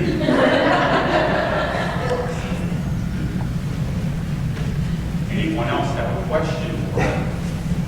Shelley? Shelley Thompson, Waddell Green. What kind of bike do you ride The memory isn't as good. It's amazing. I remember things from long ago actually better than I do day to day, which makes it hard on the names.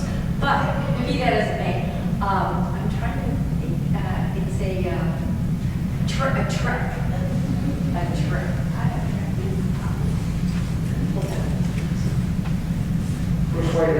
community college. Have you ever been to our beautiful campus and seen our historic buildings? No, but I've walked through it.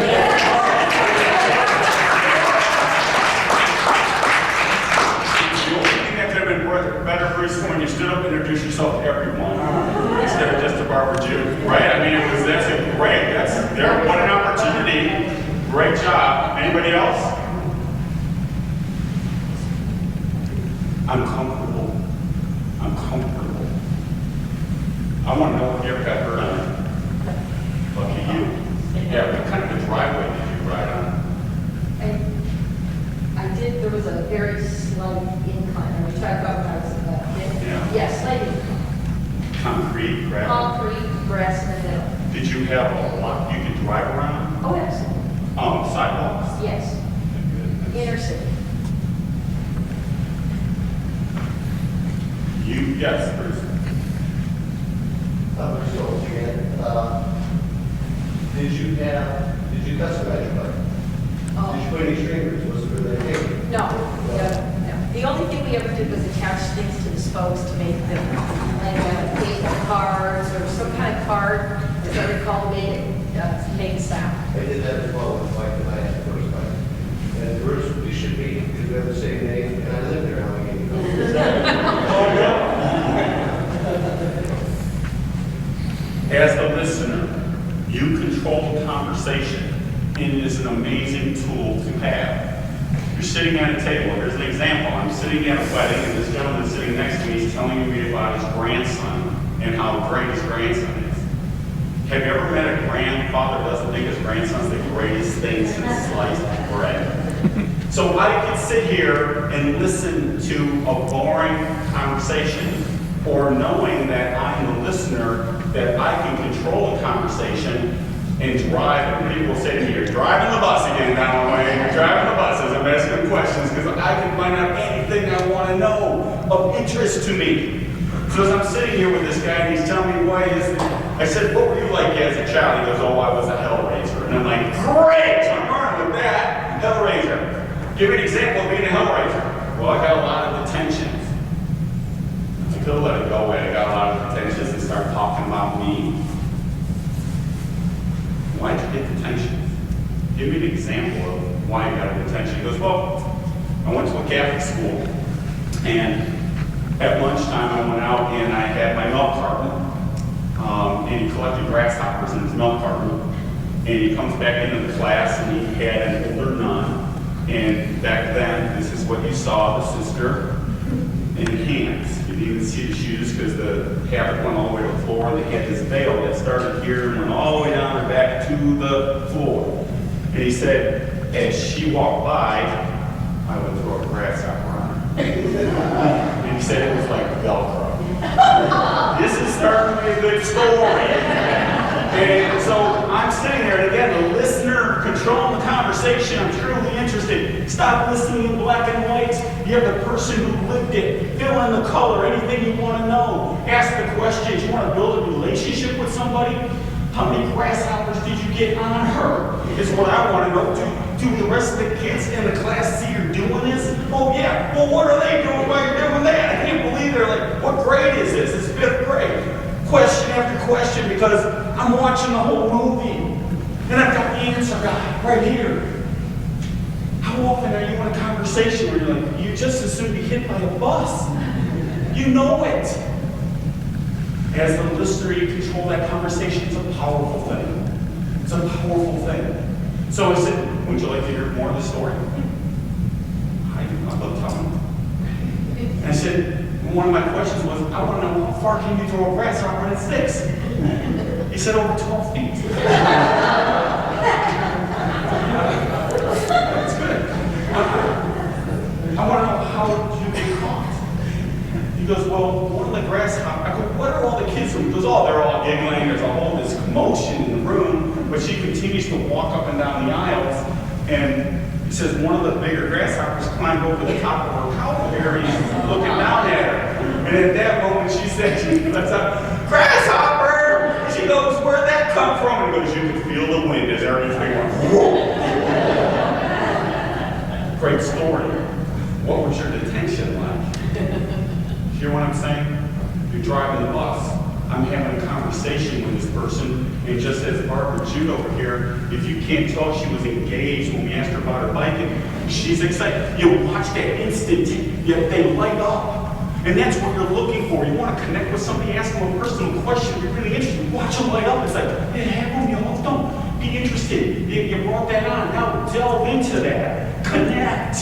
Connect. It's not about you. It's not about us. I want to encourage you. I want to hear you. And if I ask you who's your best listener, that'd be hard for you to fill in that name. The only time someone listens to us is we're paying them $150 an hour laying on the couch. Or so I've heard. But when you have that person, you see their eyes light up. Go for that. Stay on that. You don't go, and I can't. I'm sitting in a restaurant having a business meeting, and I'm listening to 6 ladies behind me, older ladies retired, and this woman's talking about how someone threw, her brother threw a dart, went through her back and punctured her lung. She ended up going to the hospital. Her brother still feels bad about it. I'm thinking, if I'm at that table, I've got all kinds of questions to ask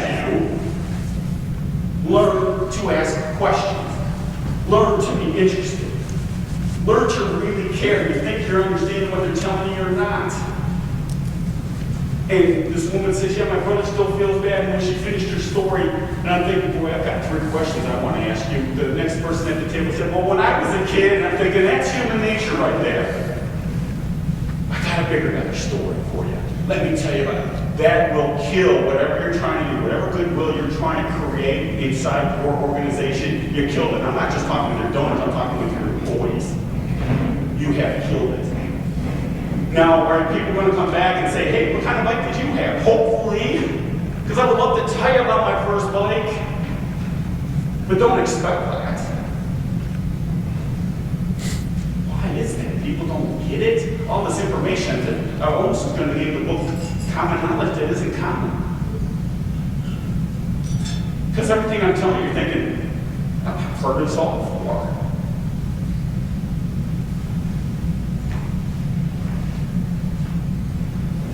But you have to practice it.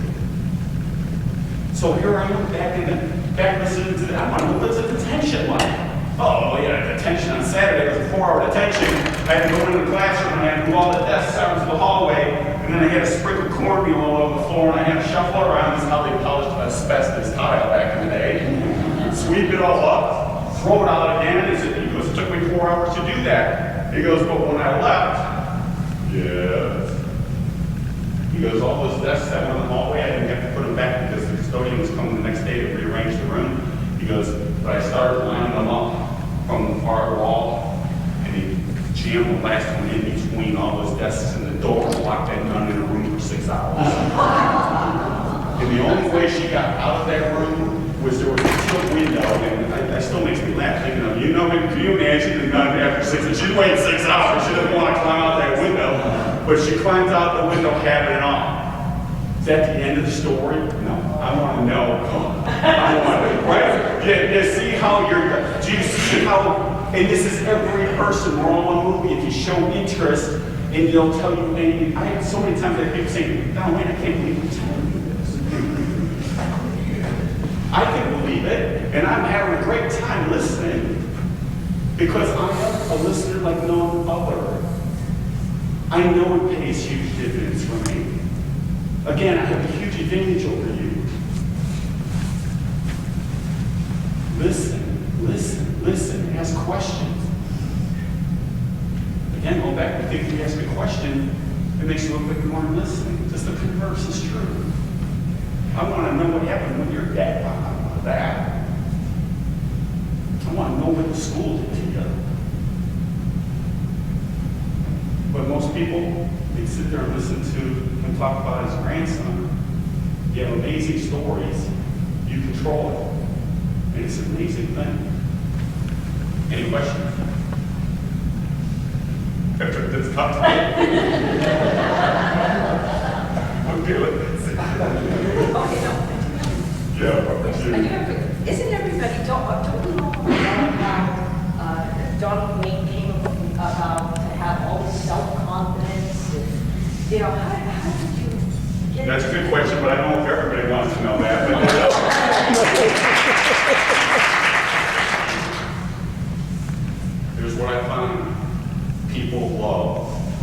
positive energy.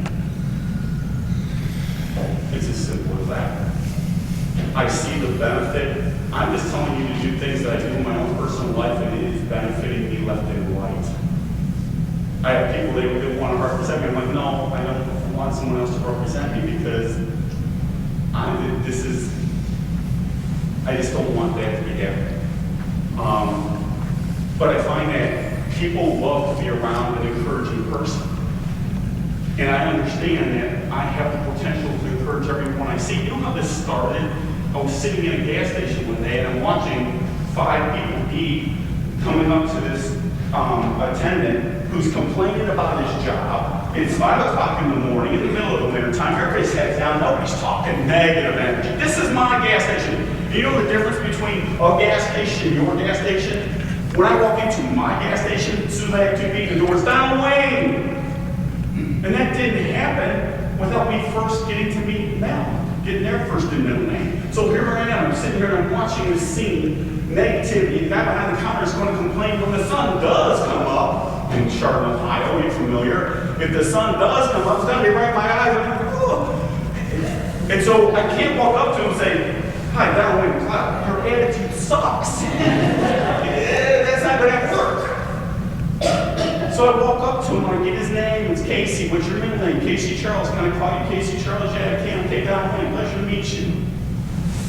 5, 6 times I come in. Every time I come up to him, hey, Donald Wayne, hi, Casey Charles, Donald Wayne. You remember? Yeah, okay, good. I have a little conversation about this, that, or the other thing. After the 6th or 7th time, I come up and I go, Casey Charles, just so you know, you have a lot of influence on the person right behind me. What are you talking about? I'm just telling you, you're the first person that run into today. Smack the wheel's going to go a long way. Just telling you that. And I leave. A couple weeks later, coming in, I get a phone by name. How's that going? You know what? I see a better attitude. I appreciate the difference in attitude from you. Just so you know, I see that. Thank you. Appreciate, encourage. And I went back 3, 4 months later, and now I'm standing there and I'm seeing people come in, and Casey Charles is acknowledging people 5 deep in line. And there's conversation, there's an energy. And I thought, wow, I had the potential to change the attitude of a gas station. I really did. And I'm thinking, why am I stopping here?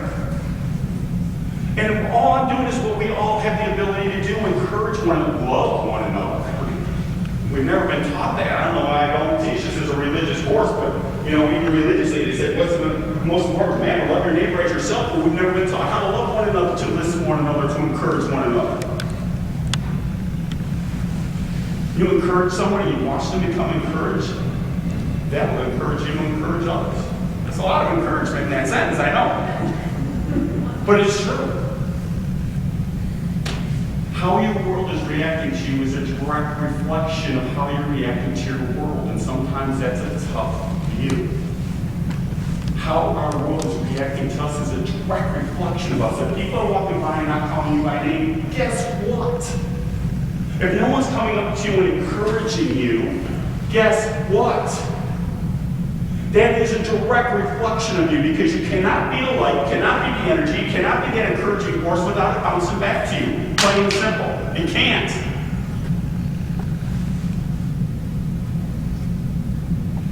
How are people treating you? How is your world reacting to you? That's a tough look sometimes.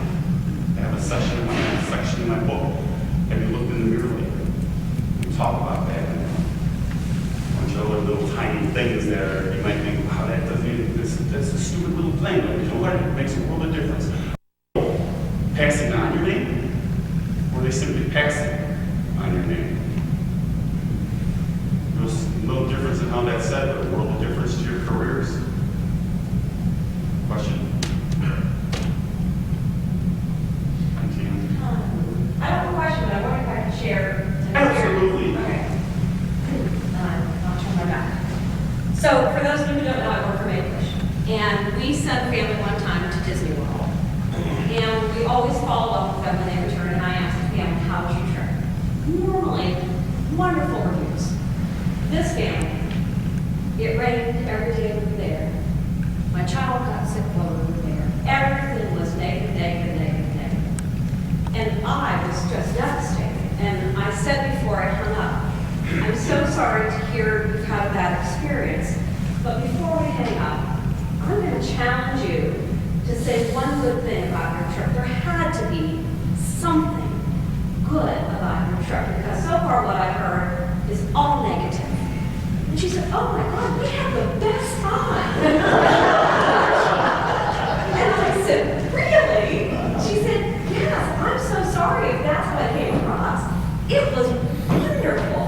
And I thought, thank God I asked that follow-up question, because if I had not, I would have thought they had the absolute worst experience of their life, which is not what we're all about, which is why I challenged her. So it was very interesting. If I had allowed her to continue in a very negative way, she would have, and it may have changed her perception of her trip.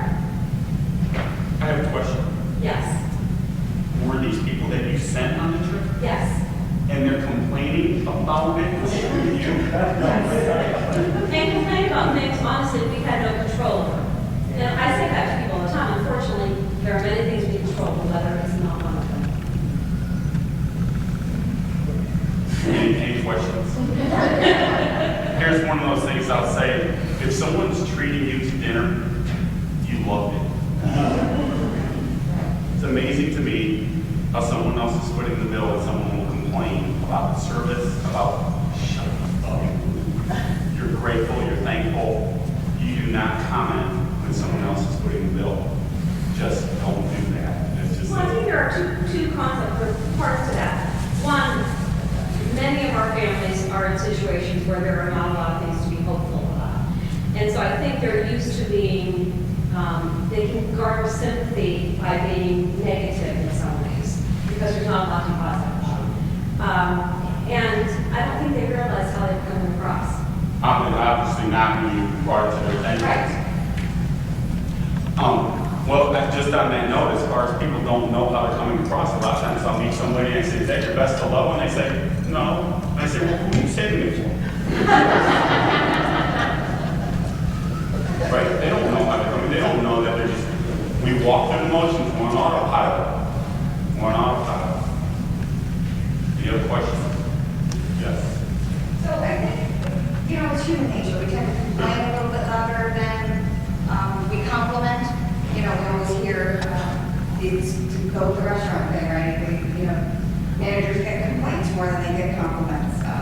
If you have a great experience at a restaurant, you're less likely to stop by and say how wonderful the service was. And you're more likely to complain if the food was cold or the service was slow. So I think our nature is just to tend to be more vocal about the negative experiences. So to follow up on some of these questions and your comments and your story about how all this got started, would you say that it's just part of your nature, part of your personality, and part of who you are to be so positive all the time, or is it something that you've made a conscious effort to become? Yes, is it something that you, and now you probably don't have to think about it, but was there a point where you every day had to be conscious about, I want to be really positive today, and There was, I remember the day I got out of bed and I decided this is what I wanted to do for a living. And I remember standing next to my bed, I got up and I kept, people would say, yeah, you should do this. And I kept thinking, because I had originally, a friend of mine started his own high school and he said, will you teach a speech class? I said, I did an English class. I said, I'll teach a speech class. Because I know how important it is for young people to be able to present themselves. And so I did it for free. I met with the students 19 weeks, 2 hours, twice a week, or 2 hours each week. So we're talking 80 hours of class time. I knew I had the information. I had something to talk about. I saw how that impacted the kids.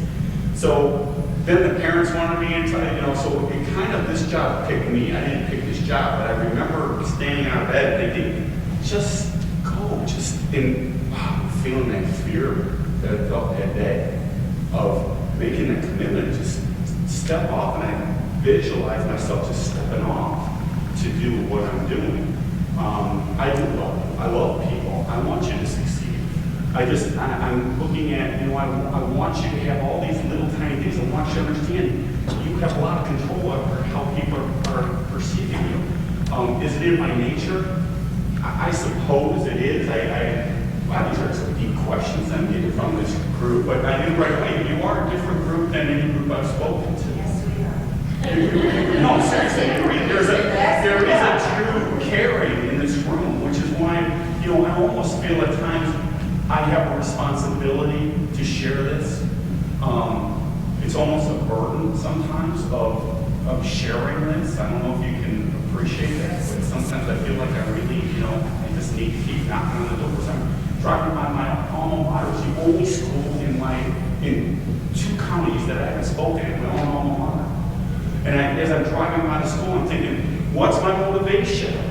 I've contacted this woman several times to come into the school, and she would send me an email, quick email, and as I'm driving by the school, I turned, I walked around, and I said, I don't care, because it's not about me. I want to help, and if that's one of those things, I mean, that whole attitude of why do you fundraise? If you hate, and I've met fundraisers, and they don't shake the hand, don't stand up, no eye contact. I'm thinking, how do you ask anybody for any money? You are defeating every purpose that I know. There's an organization that needs what I'm talking about. It's this group. And not that it doesn't, like you said, it fits. It does. It fits. I talk at church. It fits every part of our lives. Communicating, deal with people every day. Wouldn't it be great to really know how to be able to connect, build a network, a viable network? Wouldn't it be great if just 5 people in your life are actively helping you? And I know I have 5 people every day spreading my name, helping me. I know that. But wouldn't it be great to just have 5 people positively reinforcing what you do? As I'm driving by school, I don't care. It's not about me. I come in. I know everybody at the office. And I said, I need to speak to this woman. And they come and she comes walking in. She goes, you've got 5 minutes. I said, I have a lot more to talk about than 5 minutes. She goes, you have 5 minutes. Well, you know what? I'll take 5 minutes. If that's how. So we go into the senior courtyard and I talk to her for 2 hours. We need you for this. We need you for this. We need you for this. We've never been there still. And I go back to that whole thing, and believe me, I'm not associating myself with Jesus Christ. I didn't work for my miracles in his hometown. You know what I'm saying? Wow, we're getting deep on me now. Yeah, yes. I have a comment to make about how getting interested, showing your interest and your gratitude to people can help them to spread your word. Our new president, as of a couple of years ago, makes an effort with our board of directors to really get to know them and to ask for their help personally, not just make an appeal. Can you all help us, but very personally, can you help us? And here are some ways, and get to know who they know and all that. In the last year, we've had more examples of that happening than we've ever had before. And the board has always been good. Now they're going the extra mile because they have personally been asked, and it's been explained to them why they and their standing in the community and their organization is so important, and it's paying dividends. So when you talk about how someone's out there spreading your word, that you can perhaps help that along by showing interest in those people and helping to encourage them to spread your word. Good stuff. Who is your best listener? Maybe I was too focused on what I was saying to be looking at my audience. So I couldn't Anybody else have a question or comment? One opportunity, stand up and say, where are you doing your company? Everybody know who your company is in here? Right? And that's one of those things. I'm speaking at the IX Center. 300 people in this room, and we're talking about 30-second elevation speeches. And there was this guy in the front row just giving me attitude. Body language. And then we talk a lot more, we say a lot more non-verbally than we ever do verbally. And I could just see with his attitude of, you know what, I know this, I don't need to be here, da da da. And I said, what do you like to give your 30-second elevation speech? And, oh yeah, I'll get up, and I'm like, his name's Mario. He comes up like this, one of those you want to be remembered for a good reason. He comes up, and I said, go ahead, and he talks, and as soon as he's done talking, he goes to sit down. I go, no. And this is what I do in a lot of my sessions. I have people come up, and you need to hear the truth as to how you just proceed. I had a politician in one of my sessions. She got up, she's telling me why she wants to get people's votes, and I said, let's do a little research on here. I go, where was her energy level? Boom. Where was she talking from her head or from her heart? Right from her head. Was she sincere enough? Boom. Would you like to do that again? Yeah, please. I said, did you all know that you were gauging her on that? No, but you were. Did you know they were grading you on that? No, but they were. just want you to be aware, we're doing that every time. Every person in this room. You had something, you already had some impression on me in the first minute I was here. So don't stop standing. Here's a great proving ground, here's a great practice, man. Pop up. We've been talking about great practice because it'll get easier the next time to stand up and say when you are what you do and look around. It's all way. I'm just saying, next job is stand up. But take advantage of that. It has to become second nature. When I'm talking to you, it has to become part of you. Here, Chris Johnson plays for the Jets, I think now. He was playing for the Titans at this time. Playing on a Monday Night Football game. It was right after Sandy Hook Elementary School, 23 people massacred. And he was warming up for a game that meant absolutely nothing. No playoff implications. The last Monday Night Football game, absolutely worthless game. And the camera zooms in on his shoes, and on his shoes he has written, you can see handwritten names, 23 names on his 2 shoes. Well, you're not allowed to wear those during the game. The NFL is very leery. They tell you this is the code. You don't put anything on your uniform. You can imagine. They want to nip that in the bud. This is the uniform. This is what you wear. They zoom in, and I'm sure the heads of the NFL are watching ESPN and zoom in on this guy's shoes and say, yeah, he's allowed to wear those pregame, but he's going to have to change his shoes during the game. The head of the NFL office is thinking, hey, man, what do you want to do here, Bill? Maybe we should let him anything. We let him wear those shoes. I mean, what could go wrong here? Bring the whole country together, the NFL, something, empathy, whatever. I think this would be a good thought for us as far as PR, right? So they let him wear the shoes. So during the game, he's wearing the shoes with 23 people's names on it. And in the second quarter, they handed the ball, and I swear I could have run for this touchdown. There was such a hole, it was almost an act of God. He runs, he doesn't even have to make a cut. He runs 84 yards, 3rd longest running touchdown in the history of the 45 years of Monday Night Football. And in fact, he's so far ahead of everybody else as he crosses the goal line, you don't even see a defender in the picture. And as he crosses the goal line, he spikes the ball and starts pointing to the name on the back of his jersey. Now, I hope he cried over every name he wrote on the shoes, but my perception is you didn't write one of those names on the shoes because you could not have written 23 names on your shoes and forget you're wearing them. I believe your agent came up and said, hey, this would be a good PR move because he's always in trouble. Put these names on your shoes. It's going to get a lot of attention. It's going to be good for your name, right? And I'm thinking, what? Nobody on the NFL want to talk about, but I'm saying it has to become a part of you because when the moment strikes, you are who you are. You can't fake it. So all these things I've been talking about, sincerity, being truly interested in other people, it has to become a part of you. And if you practice that, try it. Be the best below. Watch how people respond to you. When I'm speaking at a high school or college and I ask a student, who was your best hello today? And they can tell me no one has said hello to me yet. And this is at Sharp High School after going through a shooting. And their big banner is 1 heartbeat. Easily said. And after speaking in Hudson, one of the teachers go, after listening to you talk down the week, I shut down classes for 3 days.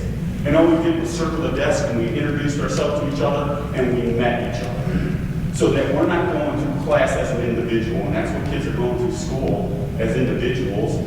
And he said, we sat down there and all we did was talk to each other for 3 days. The second day we talked about our hopes and dreams, and the third day we built this huge collage, and everybody brought pictures and stuff of what they were looking for in their life.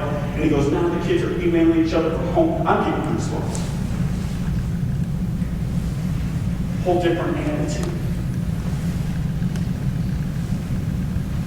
Tell me I have 5 minutes. Is that true? I hope that scene went fast 2 hours. And I got a whole lot more.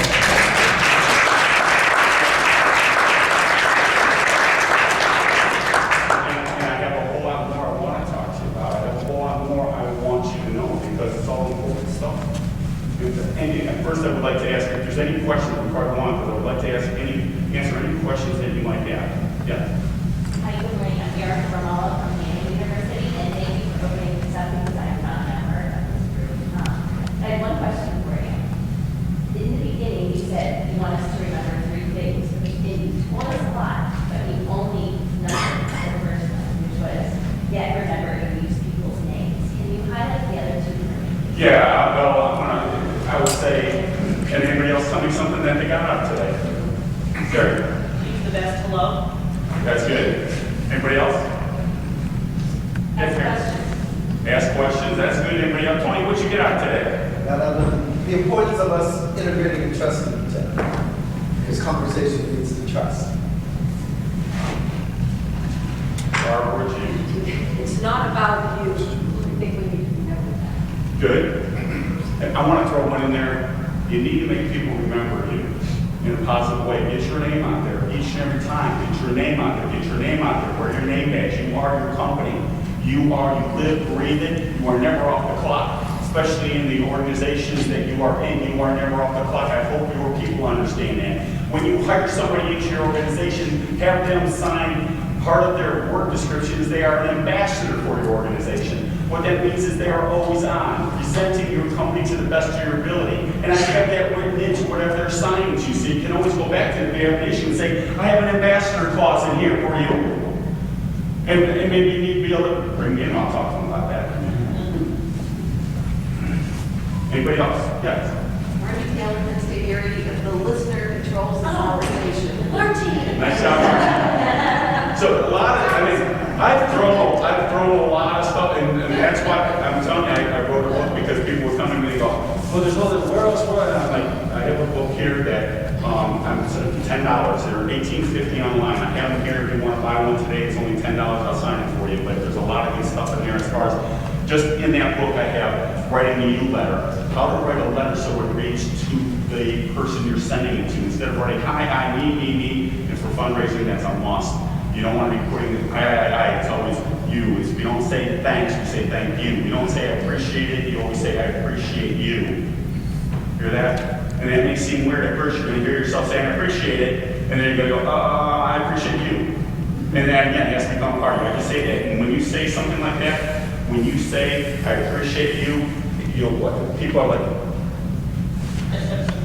and you know it went right into them. It meant something to them. I appreciate you. Just some little things.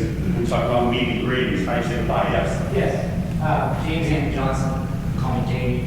I'm a manager of human resources. I'm new to this area, so I'm trying to work. But thank you. That was so good. Well, you made my day. Thank you.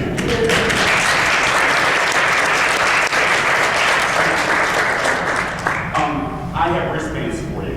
And on the wristband, because you need a daily reminder. And I don't care if you put this on your coffee cup. Some people say, I don't wear wristbands. Okay, do you have a coffee cup? Do you have a hair shift? Do you have something? And it says on the wristband, it says perceptionology. How you are perceived is your reality. If I don't see you as sincere, you're not. If I don't see you as a good listener, it doesn't matter that you can stand up. In one of my sessions, I asked somebody who's your best listener. And they said who their best listener was. I said, who was your worst listener? And I don't go that route anymore. But she called this one guy out and he was like, what are you talking about? I can tell you everything you said verbatim. And he was really upset. I sat him down and go, just so you know, if this is the president of the company and she doesn't think you're listening, you're not. If she has control of your pay raise, your vacation, or even having you here, she doesn't care. She's not going to come and say, did you get all that? You're done. But, so as a daily reminder, I know you want to be friendly. I know you want to meet great. I know you want to do good things. But you're going to need that daily reminder just as far as even being that best hello. If you wear these wristbands, they start to change color. You can see this one starting to change a little bit. This one, and it doesn't happen overnight. This one, you can see it's almost all gone, but it's debauched. You can still read Perceptionology. My website is perceptionology.com. Easy to remember. How you are perceived is your reality. If you come up and ask me for a wristband, I don't pass them out to them because they cost me money. And number two, if you're not going to wear it or you're not buying into it, that's fine with me. But if you really want it as a daily reminder, this is how I would love you to say, Gentlemen, give me one of those. Give me one of those. No pleasantries. I want you to want it. And I will gladly put one on your wrist for you. Okay? So, and I still have a lot more. Maybe get me back because I got a lot more I want to talk about fear and why we're so afraid to be who we are and be able to stand up and, practice that. Practice 30-second elevator speeches where you actually get up and you're honest feedback as to how you just presented yourself. But until I see you again, thank you. I hope you can tell I had a great time here.